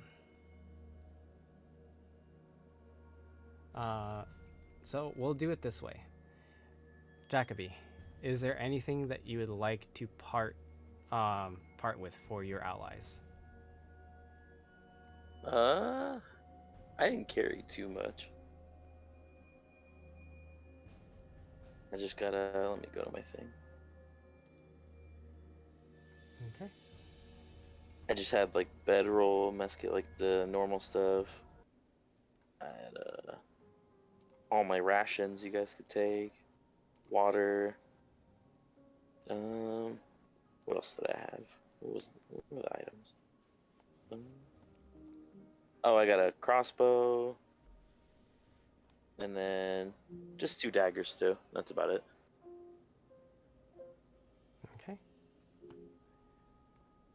And so that is what Jacoby parts for you, or that's what he leaves behind as he passes. Oh, and some rope. What about that hat you're wearing, partner? Yeah, you can take my hat. If you want to take some of my clothes, I don't know about the shirt. No. Yeah, you can take my hat. It's I funny. just think I'd look good in the cowboy hat. It's funny that you should mention that, Dag, because I made the rolls for their death saves here since they've been laying on the ground for a while. And you see, as slowly but surely, they kind of slump over onto their knees and elbows and slowly but surely stand up, barely being able to stand. You see as their head is slumped very far back behind the rest of their body, but they do stand, their arms laying slack at their sides. Shallow breaths coming back into their lungs. Act2 still lives. So I see the creatures over there. Are they just gone now? Or No, I think we've basically moved to Theater of the Mind now. Yep. okay, just making sure. Yeah. So these creatures, they're long gone. They have passed for a while. They just ignored Act2 and then they continued on north. I just wanted to, you know how I make sure.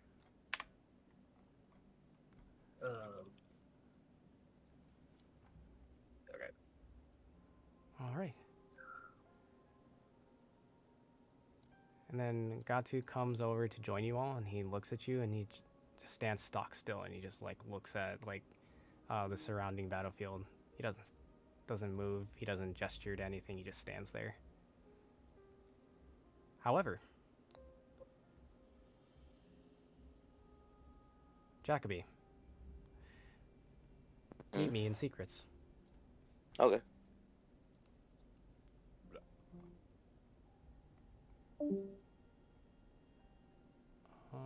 Oh wait, what?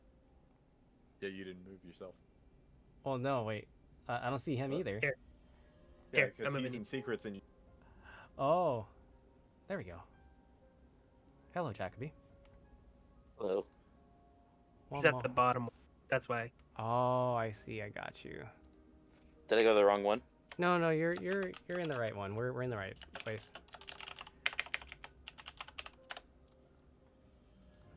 This is interesting. That was depressing. That was very depressing. You right. However, we'll see where this goes. One moment as I am pulling something up. No problem. Oh man, it has been a hot minute since I've even looked at this. All right, Jacoby, as I'm pulling this up and preparing it for you, here is what happens.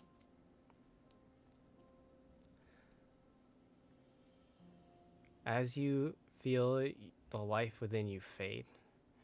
Mhm. You feel light. As you begin to feel a sensation of floating, you can neither see nor hear anything. For a very brief moment in time, you see a glimpse as if you are looking from a third perspective down below at your allies. And slowly but surely, the reality is setting in that you have perished. As you are beginning to float away, your life energy, your essence, is about to return back to the land of Innitia. Is there anything that you would like to say before we go? Well, I hope that thing dies one day.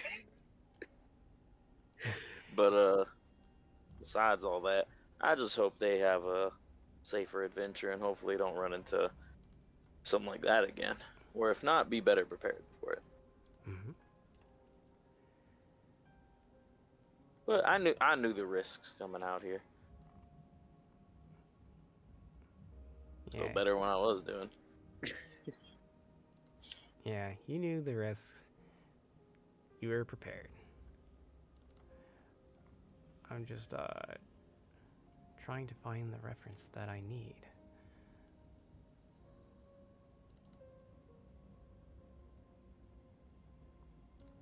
Hmm.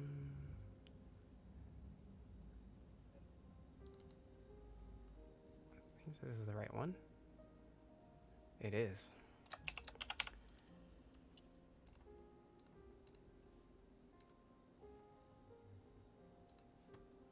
All right. One moment, as I'm gonna have to let me see if they're online. Okay, let me try reaching out to them. Mm-hmm.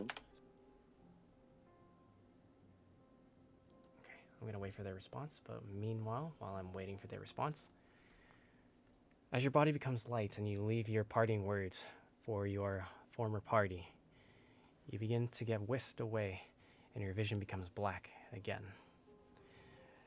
And you can see now that your body does not only feel light, but also feels warm as you sit upon what feels like stone. Cool to the touch, not uncomfortable, actually quite satisfying. As you see this.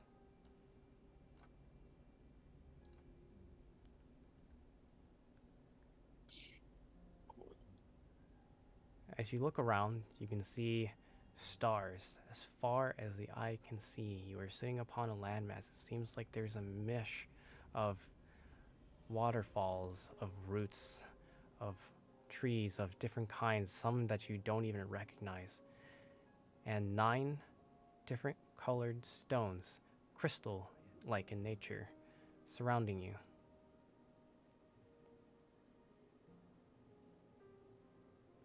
What Huh. do you do?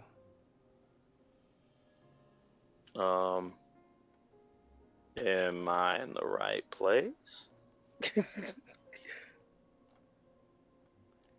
And Stone beings? Just gonna look at them all. and as you ask this question, you can see as several hexagonal discs, they're almost flat, like if you just looked at it at the right angle, it would practically be invisible, begin to form in a circle, just 10 feet in front of you. And slowly but surely, from foot to head, a body manifests. Hmm. And you see this individual here.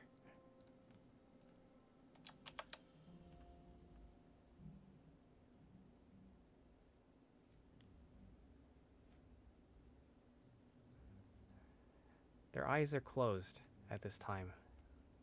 They don't Mhm. say anything to you, they don't look at you.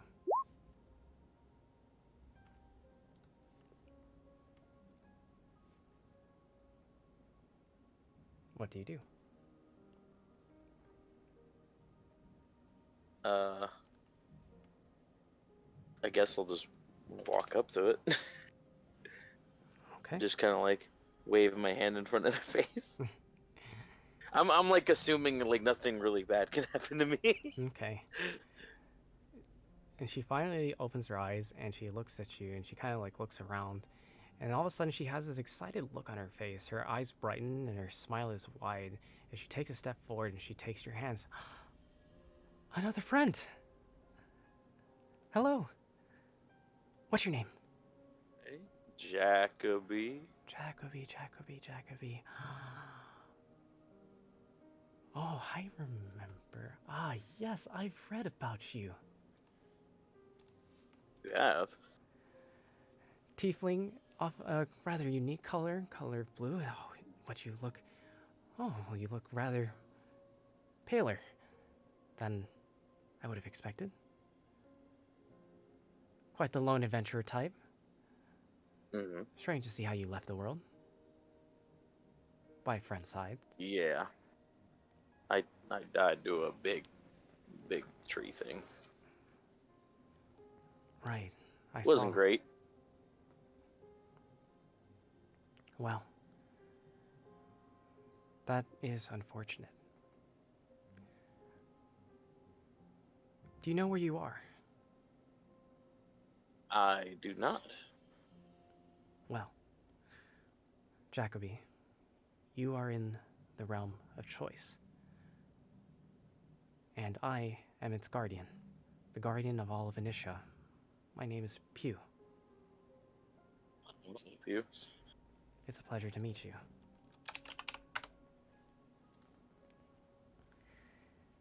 Well, with that being said, the reason why you're here is normally the world of Innitia is run on a single line, a single tread, a single timeline called the Fate. However, there are those who pass who come here and can change that in the realm of fate. Oh, really? A second chance can be given. However, fate Comes can with a be price, right? fate could be oh so cruel. You have one of two choices. You can enter the waters here to your left, and you will be taken to your final resting place, your afterlife. Or you can come to this disc here, and you can see here that the disc that she's identifying, it looks like glass. It looks like an astral sea of sorts, and it shimmers ever so slightly. You may reach your hand into it and may attempt to change your fate. It could also turn out to be a fate I don't want, or I probably wouldn't want. That is correct. Should you receive a second chance, you will be given the mark of a hero. The mark of the hero will bring you along a path, a destiny in which I will call upon you for one grand task. However,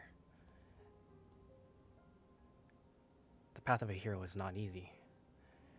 Greater challenges and suffering will befall you and your allies wherever you go. You will be given a second chance in life, but you will be given higher tasks than you have ever encountered before. Huh. Definitely not a given interesting deal. So you may either get a second chance and a higher purpose, or would you like to finally take your last rest and return to the afterlife?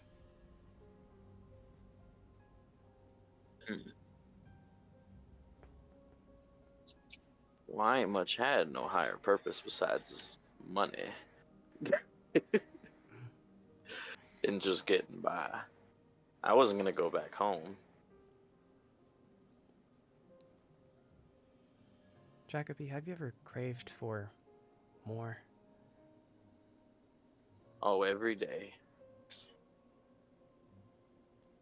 Do you yearn Every for day I more crave for more. than just surviving? Yes, of course. Is with my higher purpose. give me more reason than just that? Yes. Not only for you, but for others, as there are others who are in the same predicament, if not worse. You all could be doing more than just surviving. Your task could be a just one.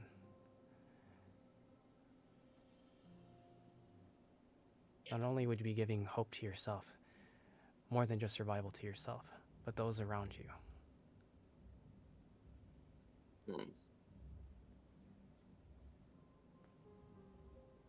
Well, I'd say I'm pretty tempted by the offer, considering that sounds like the most intriguing thing I've done pretty much my life, as you know it. And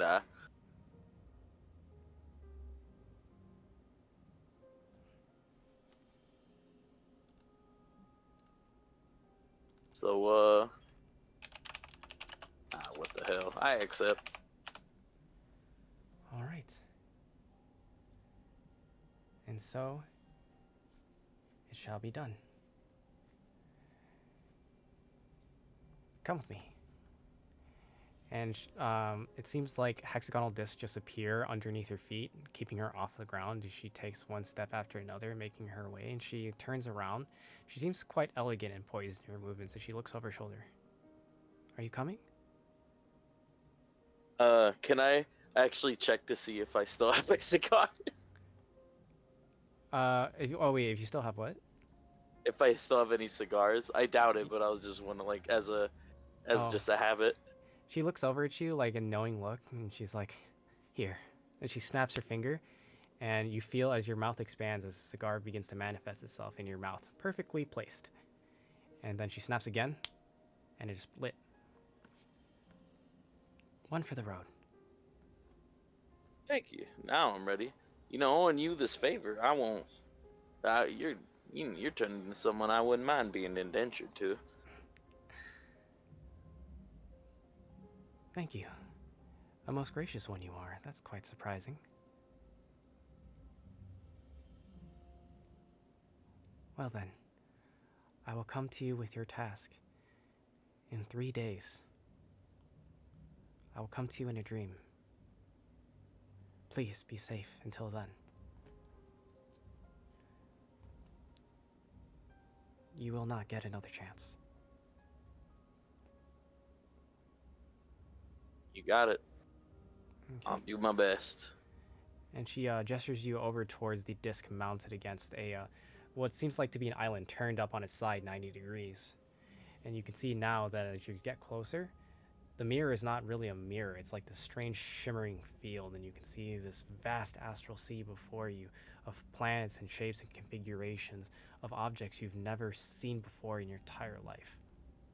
And in all of that, you can see an intricate weave of ribbons of silver and gold rotating and gyrating about all across the space. Make me a perception check.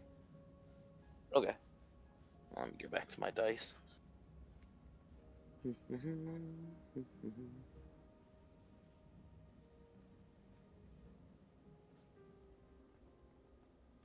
That is a 14. Okay.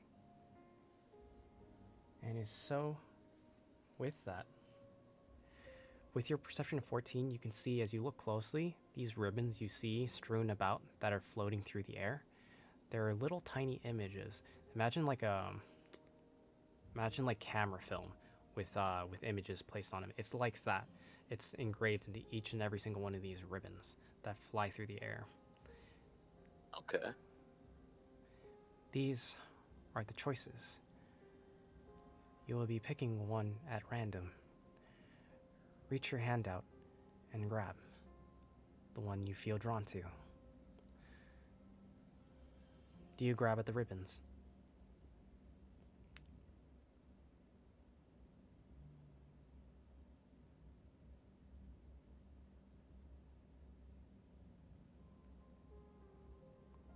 Jacoby? Oh no, I'm still there. Sorry. Do you grab the ribbons? Do you reach out through the Oh yeah, the disc? yeah. So as you reach through the disc, the field itself feels like water as you push through. It's not cold, it's actually quite warm. As you can feel like the slight fluttering of the ribbons around your hand, and you finally grasp into your hand. Roll me a d100. How do you do that again? Sorry, I haven't had to do that in a while. Oh, you can do /roll space 1d100.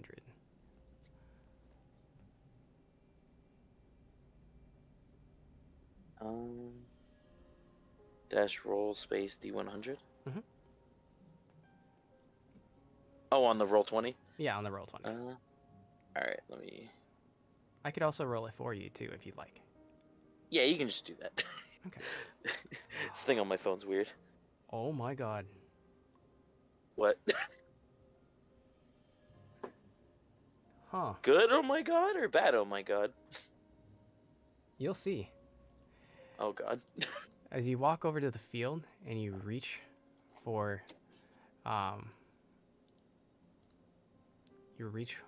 this field and you grasp the ribbon in your hand. Ink of bright silver, almost like a glowing white, begins to crawl across your skin and begin to manifest over your body. Pick a location for me. Location? Like anywhere? Yep, anywhere.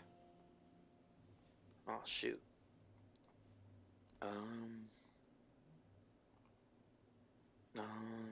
Shoot.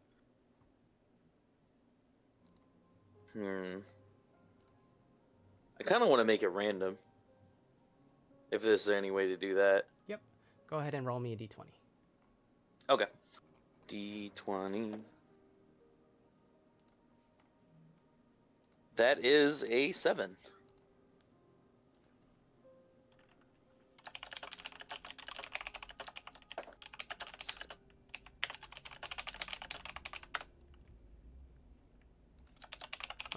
I'm sorry, you rolled a 7? Yes, I rolled a 7. Okay. With the 7, it is placed upon your back, between your shoulder blades, a bright silver. It looks like the following. One moment, I'm going to go ahead and put it in the Discord. Beyond the Maw. It looks like so. Placed upon your back.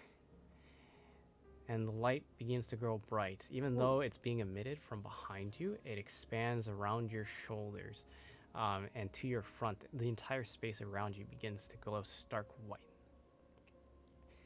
And as you're blinded by this view, you feel your proprioception being thrown off until finally you feel a satisfying feeling of a breath being taken in, sharp and strong. Why would you post that? As you return back to the land of the living with 1 HP. Oh. What is your max HP? 18. 18. You got it. Real quick, because Yes. I was late to get to my little notepad. Mhm. What was that woman's name again? Her name is Piu. P-I-U.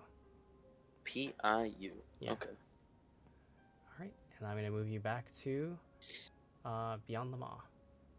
Okay.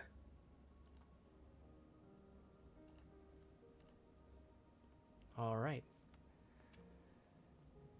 Very interesting, sir. I As see that Mhm. Jacoby has a hit point. he does, as you all look around him, you After see take his shit. he's laying back down in the water, and the water begins to glow brightly of white. It's almost blinding to you as you all kind of have to either squint or shield your eyes as light begins to swirl around his body. And it is here that you see, once your eyes begin to adjust, the wounds across his abdomen begin to close at a rapid speed. Not only that, but his clothes begin to mend as he is brought anew. The water around him parts from pressure alone, clearing his way as he slowly opens his eyes and takes in a sharp breath. and he awakens back into the land of the living. Now you gotta give his hat back. I'm just gonna. She's just gonna say, "Yeehaw, partner." Just Yeehaw. pat the back slowly on his head.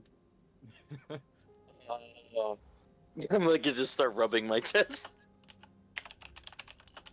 I'm just. Rex is completely bewildered. He's like, Blue, I thought we lost you. We definitely lost. What the fuck happened? You lost me. He just We're starts still throwing him unconscious, into. Rex. Huh? We're still unconscious, bro. I mean, what? No, well, it's at this point you both are conscious now. Quite some time has passed. Kata was warning them, and you all awoken to your fallen ally and have just watched them literally come back from the dead.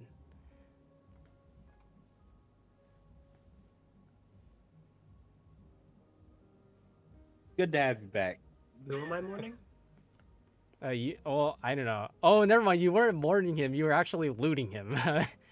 I take that back. To everyone else, it looked like you were mourning. It looked like you were. Mhm. I was trying to find supplies. See if they could. Where's all my heal rations? everybody. Where's all my rations? I went in the background just that to be, just someone to be saying that. Why am I buck naked? I have no comment. to Kata that one. took all your shit. All right. Oh, I'm gonna say don't die next time. Well, Skill I death. mean- Skill- that's completely fair. I would have probably did the same thing. No, it is good you lied though, homie. Right. Did we get our level? It's Hell funny. yeah, I'm Got gonna. our level. It's funny that you should mention that. Yes, you do get your level.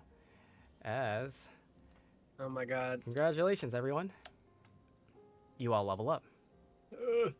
Thank you, Jesus. You're welcome. Magoo is just like, imagine we don't get the level up. Oh, that would have just been a massive we slap in the lost. face. I would be upset. Yeah, I would be upset. No, you guys get the level up. I mean, experience is experience, winning or not. And I'd be like Percy pulling out his dick and going, "Hey, look over here," and slapping you right in the face with it. yeah, but you are all now level 3. As you all are extremely wounded, worse for wear. Some of you have fallen multiple times. One of you died and have come back.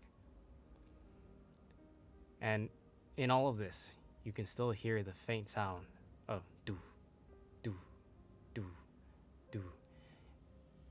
As this creature still walks Innitia further and further to the north. Nice. What will come of you all? What will become of the explorers you had just met? The shanty, your survival. We will find out in the next session of Beyond the Maw. And so, that is session. Yeah, Alright. good session. Yeah, good session, Nice guys. job.